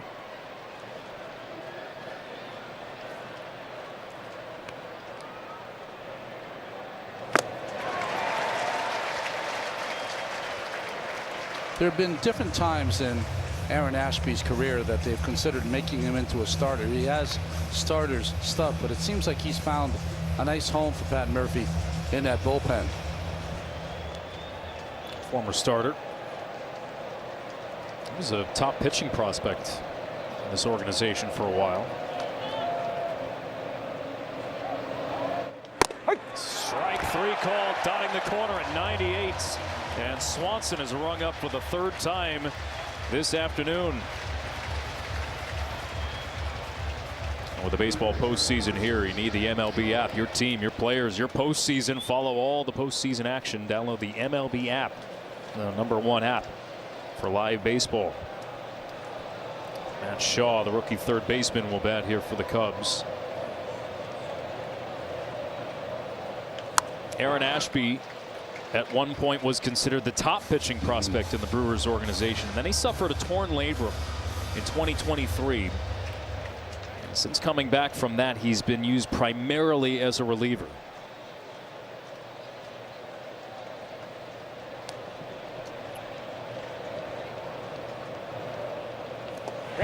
Shaw tied up in a knot. I mean, that's how nasty that curveball is. Didn't even make it to the plate and got a check swing versus Shaw.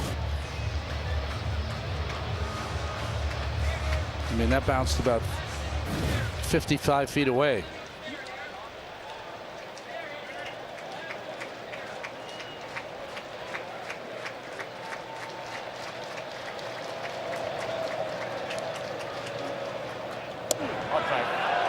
Contreras tried to frame it.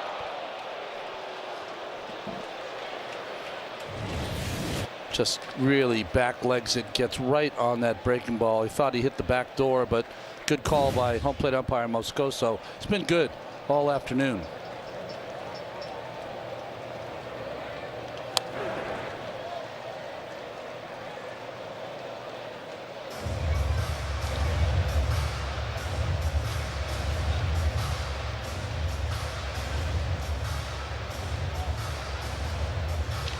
Shaw, who had a really good second half for the Cubs. Their manager Craig Counsell will have to hit the reset button in Game 2,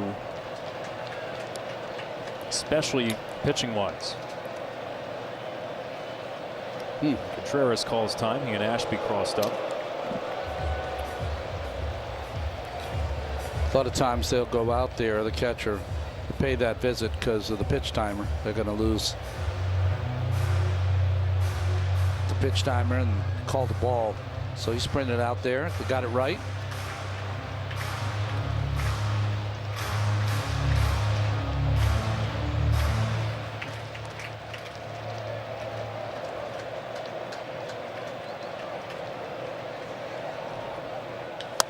Popped up.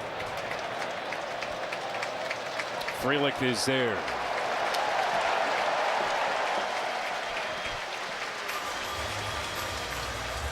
Of course, among the many storylines here for the Cubs coming into this series is the return of Craig Counsell to Milwaukee, who's certainly received a less than favorable reaction every time he's come here in the regular season. 9 seasons as the Brewers manager, shocking the baseball world when he left for the Cubs after the 2023 season. He played 6 seasons here in Milwaukee as well, still so close with so many on the staff here. To get the job in Chicago, he actually had to travel in secret to meet with Jed Hoyer. He didn't want to tip anybody off that he was talking about taking that job down I-94, which at the time made him the highest paid manager in the game. Well, he had to do it in secret because the Cubs already had a manager in David Ross, a real solid manager. But Jed Hoyer said and considered Craig one of the more bright minds of this game. He had to take a shot.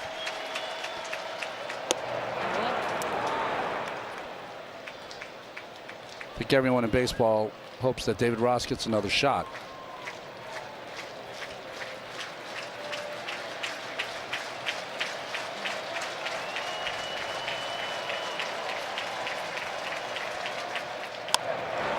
Ground ball. Terang makes the play.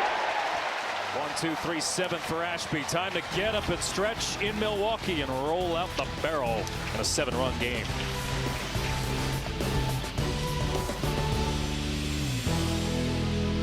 Is presented by authority of the Office of the Commissioner of Baseball and may not be reproduced or retransmitted in any form, and the accounts and descriptions of this game may not be disseminated without express written consent.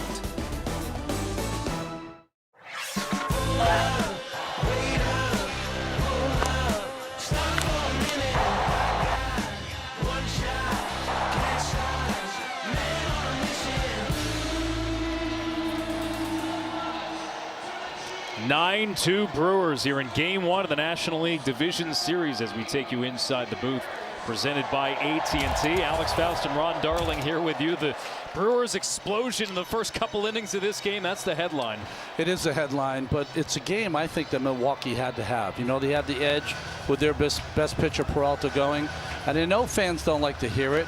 Like, what does this mean for the Cubs? It really means nothing. It's better than, you know, getting walked off maybe in the 9th inning.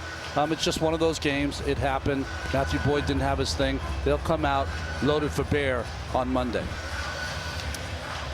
Well, the thing for the Cubs, too, coming off a wild card series where they utilized their bullpen heavily, in some ways they got saved today by letting Aaron Savali go 4 1/3. And they transition here to Ben Brown, who comes into the game for the Cubs and will face 7, 8, and 9 for the Brewers. But Chicago, to your point, Ronnie, I think in some ways you look at when you're on the road to start a series, if you get a split, that's your goal. Right? And they were on such a high coming off that wild card series that maybe there was a little hangover from that series. Certainly Peralta was on his A game today. That happens. Matthew Boyd should just consider later in the series he might play a role. So.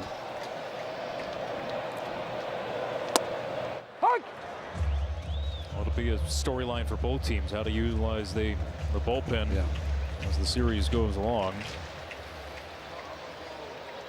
Caleb Durbin, a 2-run single in the second. And he goes around here. Tough year for Ben Brown, who's in for the Cubs. Great job by Aaron Savali. Hard thrower, hard curveball. He's always pitched well against the Brewers, and maybe that's why he got on the roster. It was either Ben Brown or Taylor Rogers, the left-hander, so they went with Brown. I think that's the real hard part for managers, is on this day you had to have your roster in by about 10 a.m. and so you have to have some tough discussions with guys that have really played a big part in why you're here, and sometimes they're left off that roster. Strikeout of Durbin as Brown makes his first career postseason appearance. The Milwaukee Brewers, of course, the best record in baseball during the regular season, defying the odds once again. Teams with the best record to win the World Series in the last 15 years, well, it's only happened 5 times. Last year, of course, the Dodgers, just a juggernaut from start to finish. But for Milwaukee, again, this is just game 1 of a best of 5. Can they take this style of play, this formula that has worked for them so well, and apply it to playoff baseball, where we've seen time and time again that you need a combination of a top-tier bullpen and some slug in your lineup? 9 runs without a homer.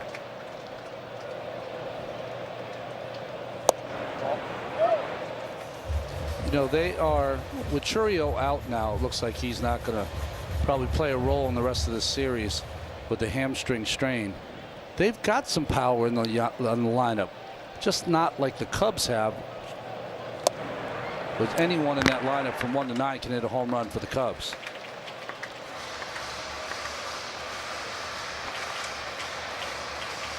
And that's where the threat comes in for a team like Chicago, that if they turn it on, that's what they have. One area that Milwaukee does not. The Brewers, who have hit the fewest homers of any remaining team in the postseason. There's a strike to run the count full on Blake Perkins. Both of these teams are great teams, and this is a strange game, right? 9-2 score, 2 real solid teams. One had the best record in baseball. This will end up being a real close series, only because of all the games they played this year. All of them have been heated and intense.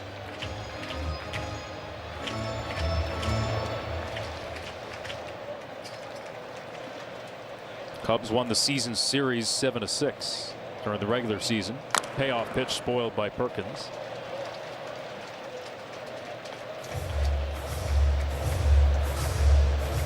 You know, sometimes you're asked all the time how much you need experience to play in these postseason games, and it doesn't hurt. Certainly it helps, but sometimes you can have the lack of experience. Perkins smacks one into the right field corner. It's off the wall on one hop, and it's a stand-up double for Perkins.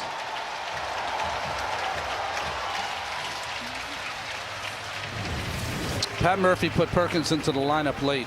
Why? Because Freddie Peralta gives up a lot of fly balls. He wanted his best defensive outfield, and he produces 2 hits now from the 8th slot. Little breaking ball that he bangs down into the right field corner. We detailed how emotional this season has been for Perkins. Getting the start in center field here today. A first inning single on 11 pitches. He doubles on the 8th pitch of his at bat here in the 7th. One from the right side, one from the left side.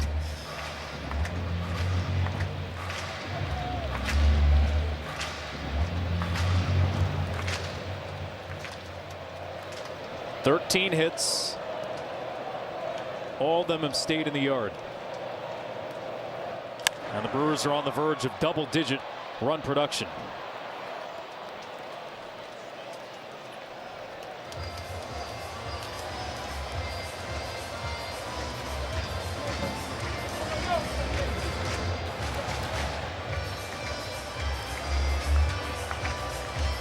Team with a real chemistry about them.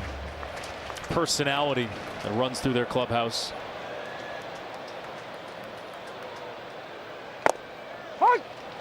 Ball and 2 strikes to Joey Ortiz, the 9-hole hitter. You know, in today's game in the postseason, it's all about the home runs, right? Out homer your opponent, you win 82% of your games. So that is, in a macro world, sorry. That's how you look at the game as Ortiz goes down on strikes. But in the micro world, we're dealing with today. And Pat Murphy talked about that. He said they have a lot of power. They play great defense. They do a lot of things we envy over here. But it's one game. It's today. Who's better today? And so far, certainly it's been the Brewers.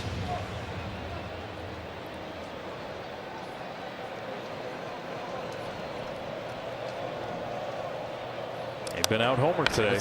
There you go, right? but not out hit, that's for sure. Play Ball is baseball's global youth initiative to highlight the fun and accessible ways to play our great game. To learn more, including how to find a league near you, go to playball.org. Follow @playball on X, Facebook, and Instagram. This will hang up there for Suzuki. And the inning is over. Through 7, the Brewers 6 outs from a Game 1 win. The National League Division Series is presented by Booking.com.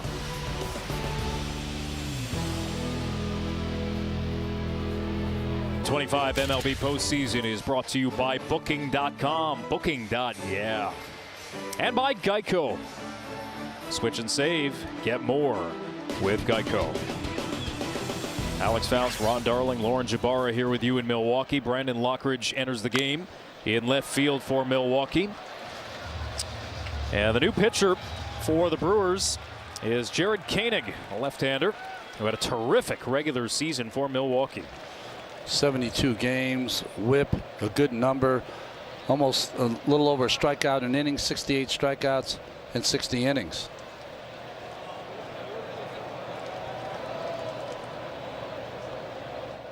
Nico Horner leading things off for the Cubs here in the 8th. And this is something you and I talked a lot about, Ronnie. One of the first points that you hammered home about this series was how important the bullpen is going to be for the Brewers. Yeah, just a week it's going to take to play 5 games in this division series. And for the Brewers, they've still got some question marks here in Game 1 of this division series.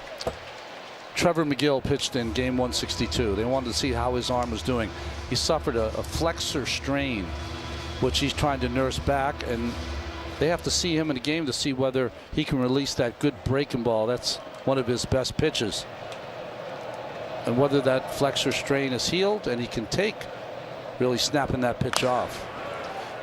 As an extra part of that, Trevor McGill's brother, Tyler McGill, had the same injury and now is going to undergo Tommy John surgery. So that's a strange thing to have on your mind, right? It's human nature. Right, of course.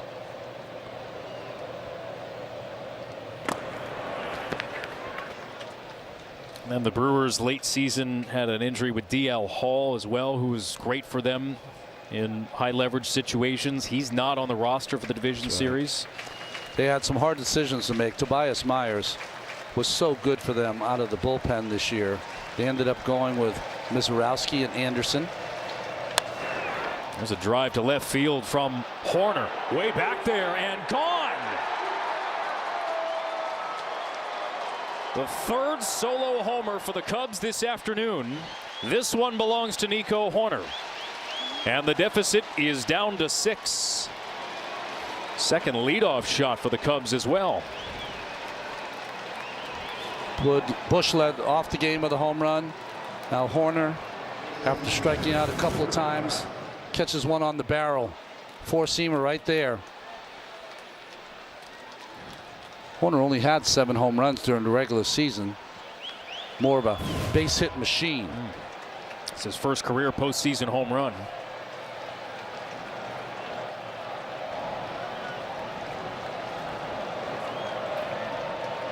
Well, if you were to tell me, Ronnie, that the Cubs out-homer the Brewers 3-zip and they lost Game 1, you wouldn't even have to say that. Just say, if someone told you after the game the Cubs hit 3 home runs today, wow, what was the score?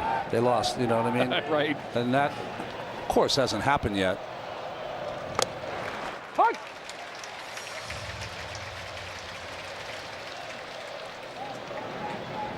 Seen postseason games get away from teams. Got to respect each and every out. The Cubs have not come back from 6 or more runs down this season. Tucker goes around. It's a ball and 2 strikes.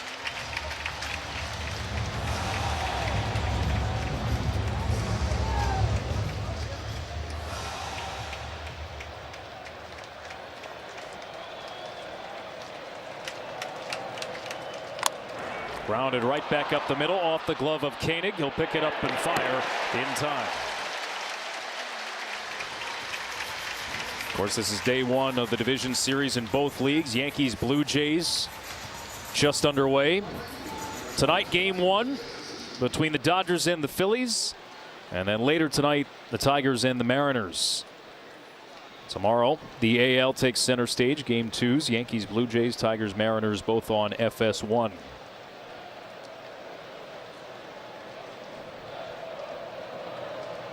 Blue Jays winning the American League East. Seattle Mariners having a magical season. Their pitching staff again solid, but Cal Raleigh an otherworldly type year as a primary catcher. Jared Koenig is a story about never giving up on your dream. Not drafted in 2016, played for the Salina Stockade, San Rafael Pacifics. Ended up playing for the Birmingham Bloomfield Beavers.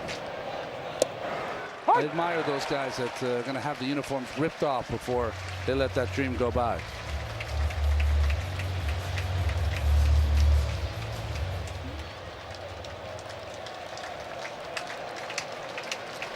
Now in his 3rd big league season, Koenig.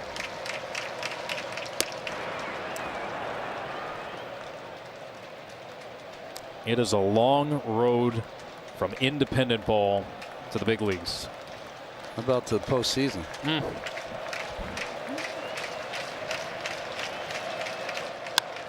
In the air from Suzuki.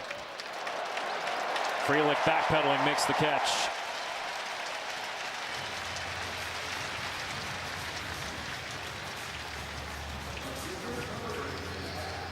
Well, this, I think, for a guy like Koenig lines up well with the way this Brewers team is constructed. That average Joe's line keeps coming up. It's also a soft landing for your first time in the postseason is a good thing as this series goes on.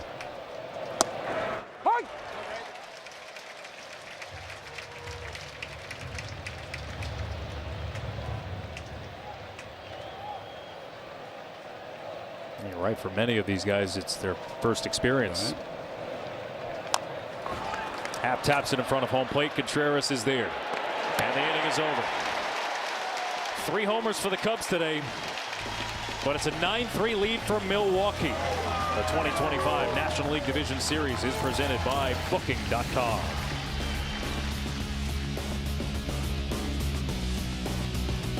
Wrestling championship gold is more than just a belt. It's everything these athletes fight for. AEW on a special night. Dynamite's Title Tuesday live 8 Eastern on TBS and stream on HBO Max. Ben Brown remains on the hill for the Cubs. Bottom of the 8th, 9-3 Milwaukee. 9 runs for the Brewers coming in the first 2 innings. They batted around in the first. Sent 9 men to the plate in the second. From that point on, Aaron Savali did what he had to preserve the Cubs bullpen. Freddie Peralta with a gem today. 5 2/3. 4 hits, 2 earned, both on solo homers. Exactly what the doctor ordered for the Brewers coming off their bye week. It was interesting when asked, Craig Counsell was talking about kind of the approach that the Brewers have, and he said, I know Pat Murphy pretty well. He likes his team to not swing a lot, and when they do swing, put the ball in play. But he was alluding to that they aren't usually aggressive. And it was great to see Lauren ask Pat Murphy that question, because they were just the opposite today. Maybe that's signs of a young team. You know, couldn't wait to swing the bat.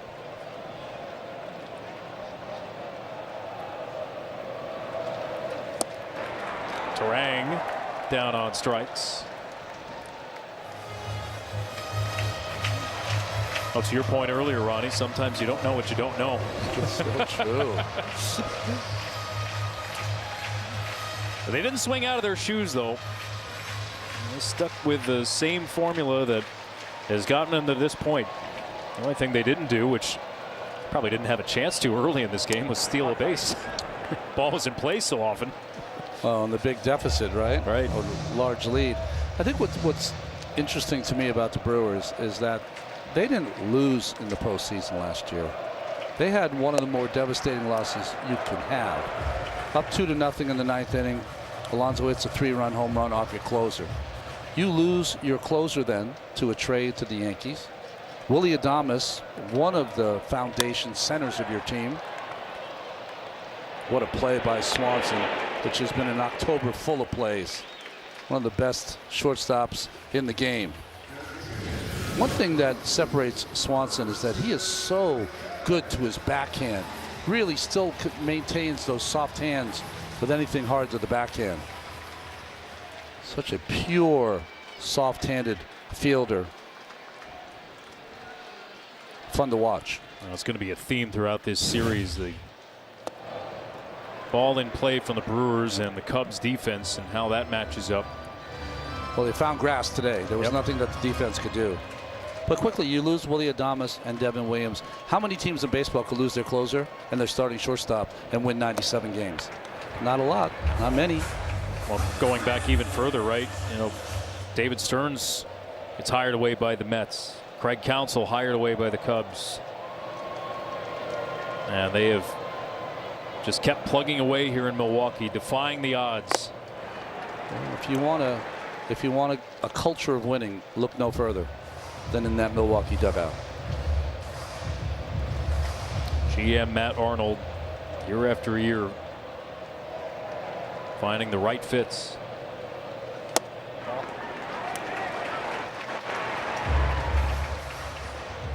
And the Cubbies are going to come back on Monday, and they're going to be angry.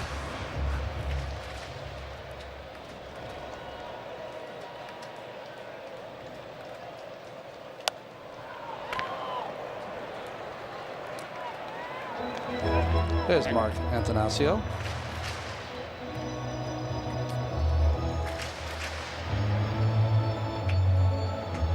I mean, he really revitalized baseball back here. I mean, the stands have been filled quite a long time now. Can't blame him for that smile. Christian Yelich draws a walk. A 2-out walk for Yelich. He didn't even know it was ball 4.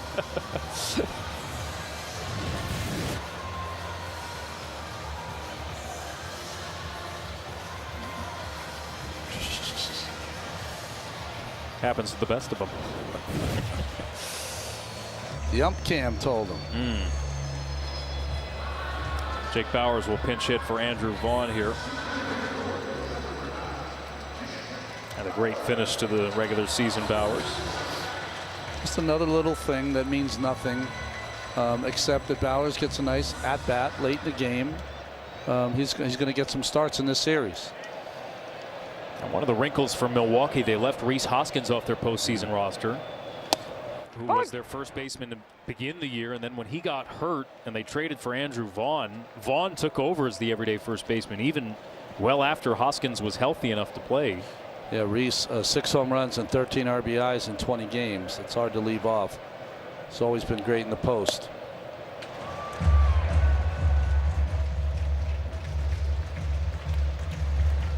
Bauers is filled in from time to time at first base as well. Cubs in the bottom of the 9th, or in the top of the 9th, I should say. We'll have Kelly, Pete Crow Armstrong, and Dansby Swanson.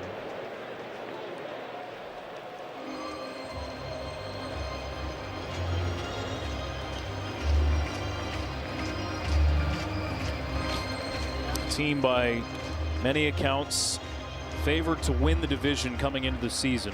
Challenge for the National League pennant. Forced to go through the wild card round. This ball gets away from Carson Kelly, allows Yelich to advance 90 feet.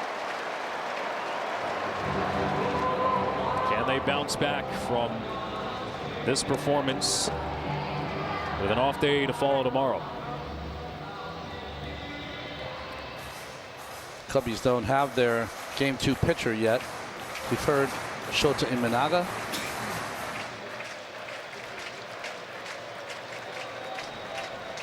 Yeah, they didn't announce Boyd until very late today. Well, late last night, yeah. Yeah, late last night, yeah.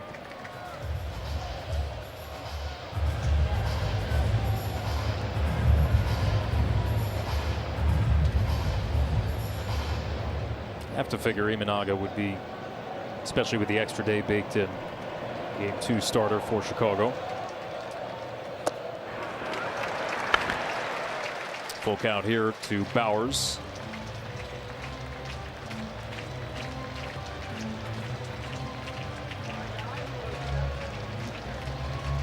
Imanaga struggled down the stretch. He dealt with an injury midway through the season. Yeah, 12 home runs in his last 6 starts, 31 for the season. That's been really the bugaboo for Imanaga.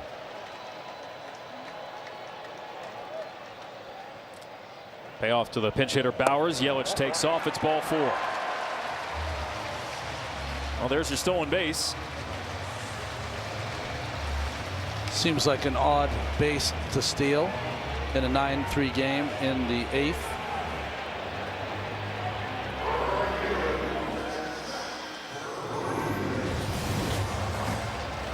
They weren't paying attention to him, which usually doesn't happen. Took third because Shaw was playing so far off the line, there was no reason, no way he could cover. So kind of a free base. Yelich took it. Fastball misses low to Sal Frelick.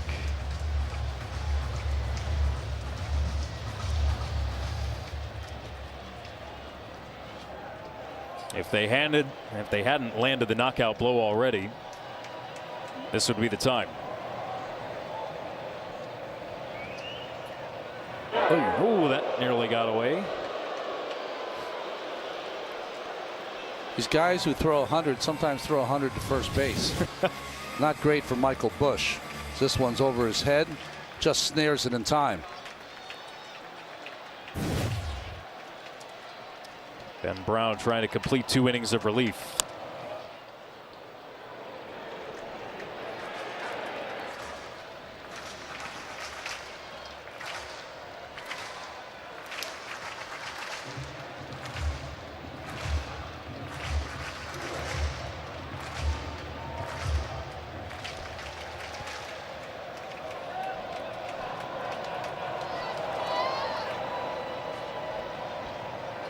Talked about the Cubs and who they might start in Game 2. Brewers have Quinn Priester, who is just lights out during the regular season. Yeah, it was win day when he pitched, right?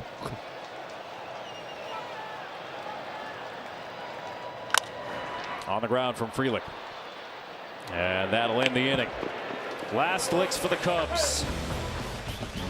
A 6-run lead for Milwaukee as we head to the 9th.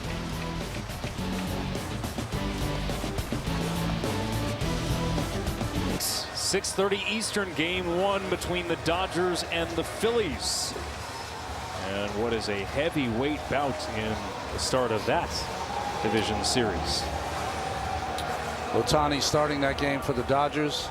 Christopher Sanchez. The Dodgers record against left-handed pitching, starting pitching, is under 500.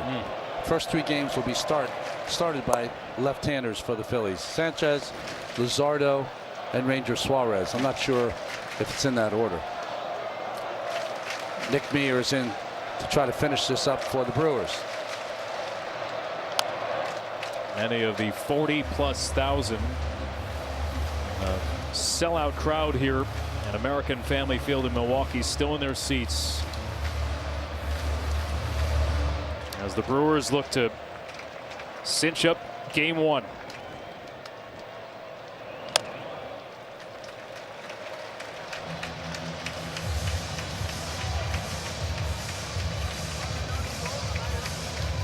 Ball and 2 strikes to Kelly.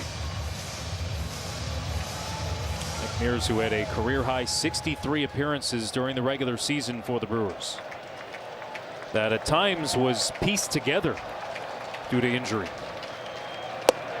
Kelly down on strikes. 1 gone.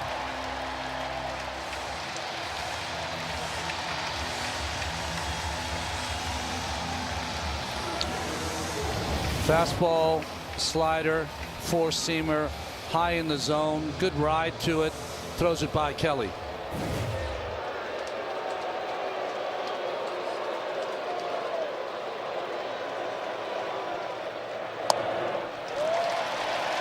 Generous strike 1 to Pete Crow Armstrong. 11 Cubs have gone down swinging today.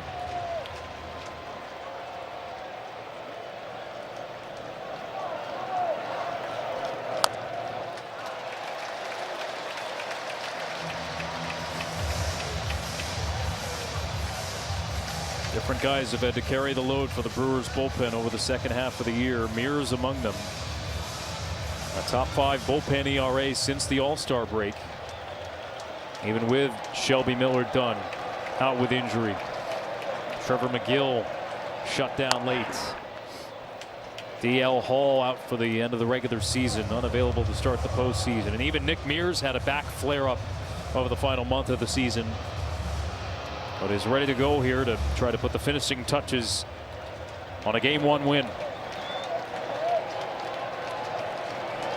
0-2 pitch, strike 3. Right down the pipe at 97. And they're on their feet in Milwaukee with the Cubs down to their final out.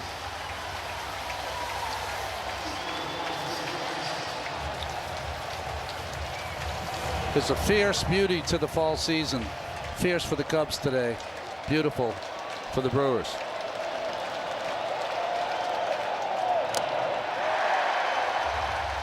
Oh, 0-1 to Swanson.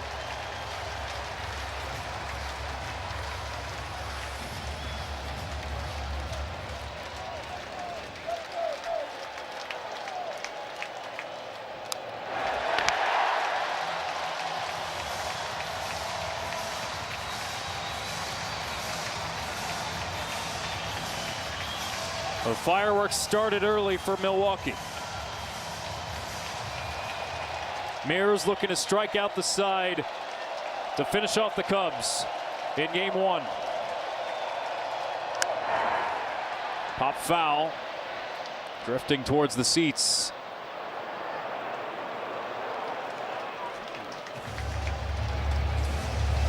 That's one that almost caught those wires that is hanging over the ballpark here from the roof. If it hits it in foul territory, it's foul. Hits it in fair territory, play it as it is.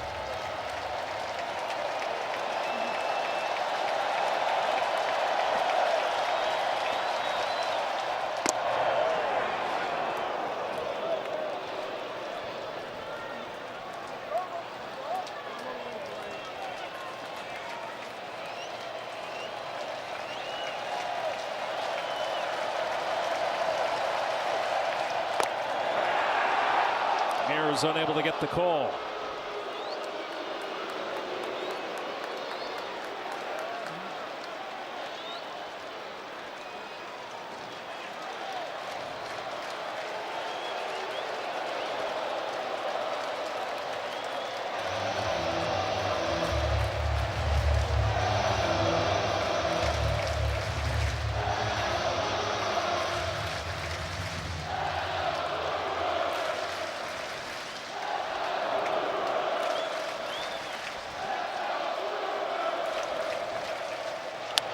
There's a line drive to left and a base hit for Swanson.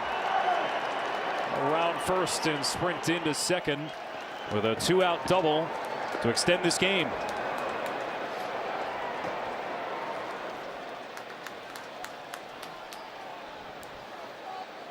And the Cubs will use a pinch hitter here. Breaking ball from Mears. Swanson stays on it, pulls it down into the corner for a double. Those are the kind of at-bats. He's had 3 strikeouts in the game. If you were less of a competitor than Dansby Swanson, you might kick in that 4th at-bat. Not Dansby.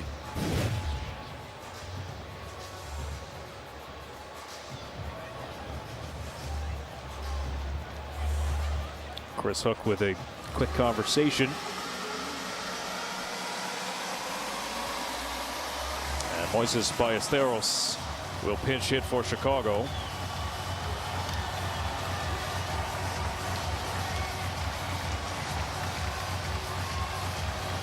Ballesteros came up late in the season, got tremendous power to left center and left field.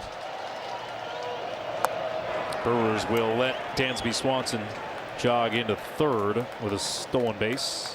Catcher by trade, maybe not ready to catch here in the postseason, but boy, his bat plays. Actually, they'll call that defensive indifference.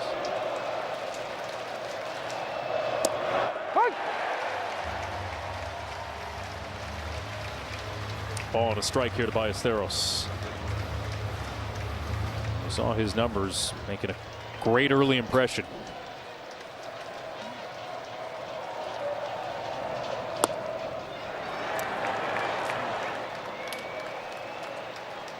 He just always looks comfortable when I've seen him in small snippets. His at-bats, he never seems like he's ever befuddled.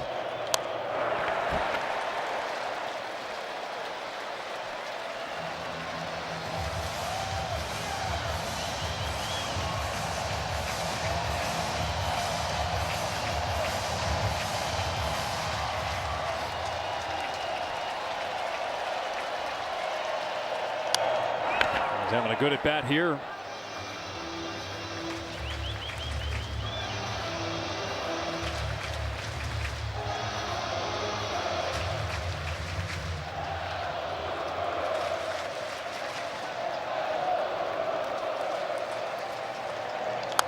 Ballesteros rolls over on one. It stays fair, and that'll do it.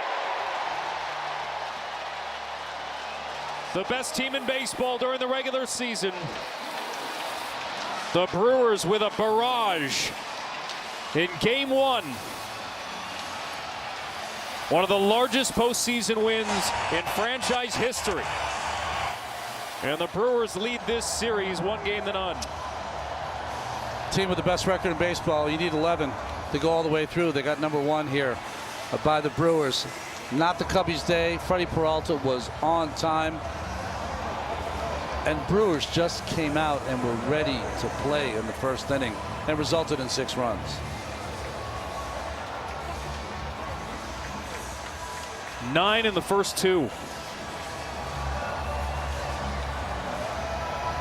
A short day for Matthew Boyd and Michael Soroka.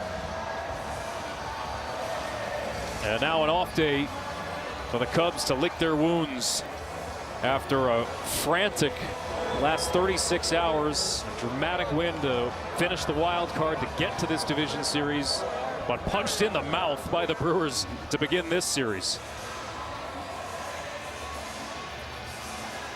And this Brewers magic rolls on into the postseason. For Pat Murphy and this team looking to end a 42-year pennant drought. Yes, they had the magic brew here today. Hits galore and a gem from Freddie Peralta.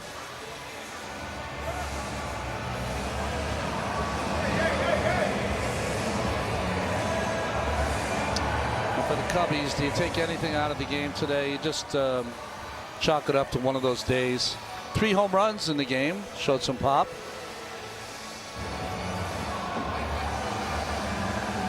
Well, no rust for this Brewers team either. That's always a concern with teams coming out of that extended break from the end of the regular season. Some played scrimmages open to fans. Brewers decided to keep their workouts closed, focus on the task at hand, and work on some of the fundamentals. Get a couple of hard workout days in, and the 40,000 plus can go home happy. The Brewers beat the Cubs 9-3 in Game 1 of the National League Division Series. More from Milwaukee as we wrap things up right after this.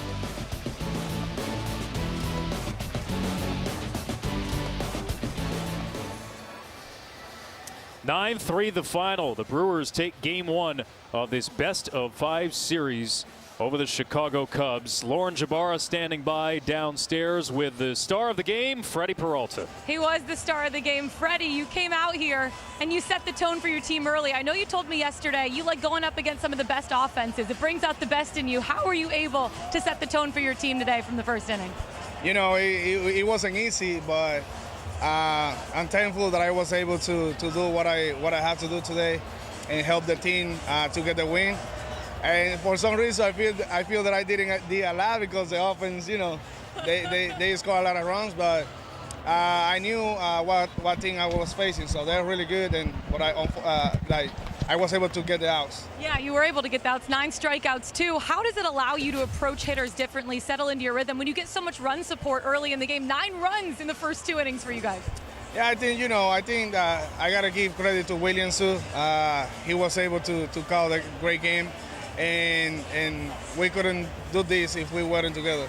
So about the offense, you know, it's great when you have all guys like that, all hitters like fight it up, and they were like that from the beginning. And hopefully they stay like that because they look great. Freddie, was amazing. I know you said you eat fruit before games, so go get yourself a meal now. I have to, yeah, I have to. Thank you. Congratulations on the win. Thank you so much. Thank you. Thank you, guys. All right, Lauren, thank you very much. Our final score, Brewers 9, Cubs 3. Be sure to tune in later tonight, 6:30 Eastern on TBS. Game 1 between the Dodgers and the Phillies. For our entire TBS crew, this is Alex Faust saying goodbye from Milwaukee. You've been watching TBS, exclusive home of the NLDS and NLCS. Big Bang Theory is coming up after this break.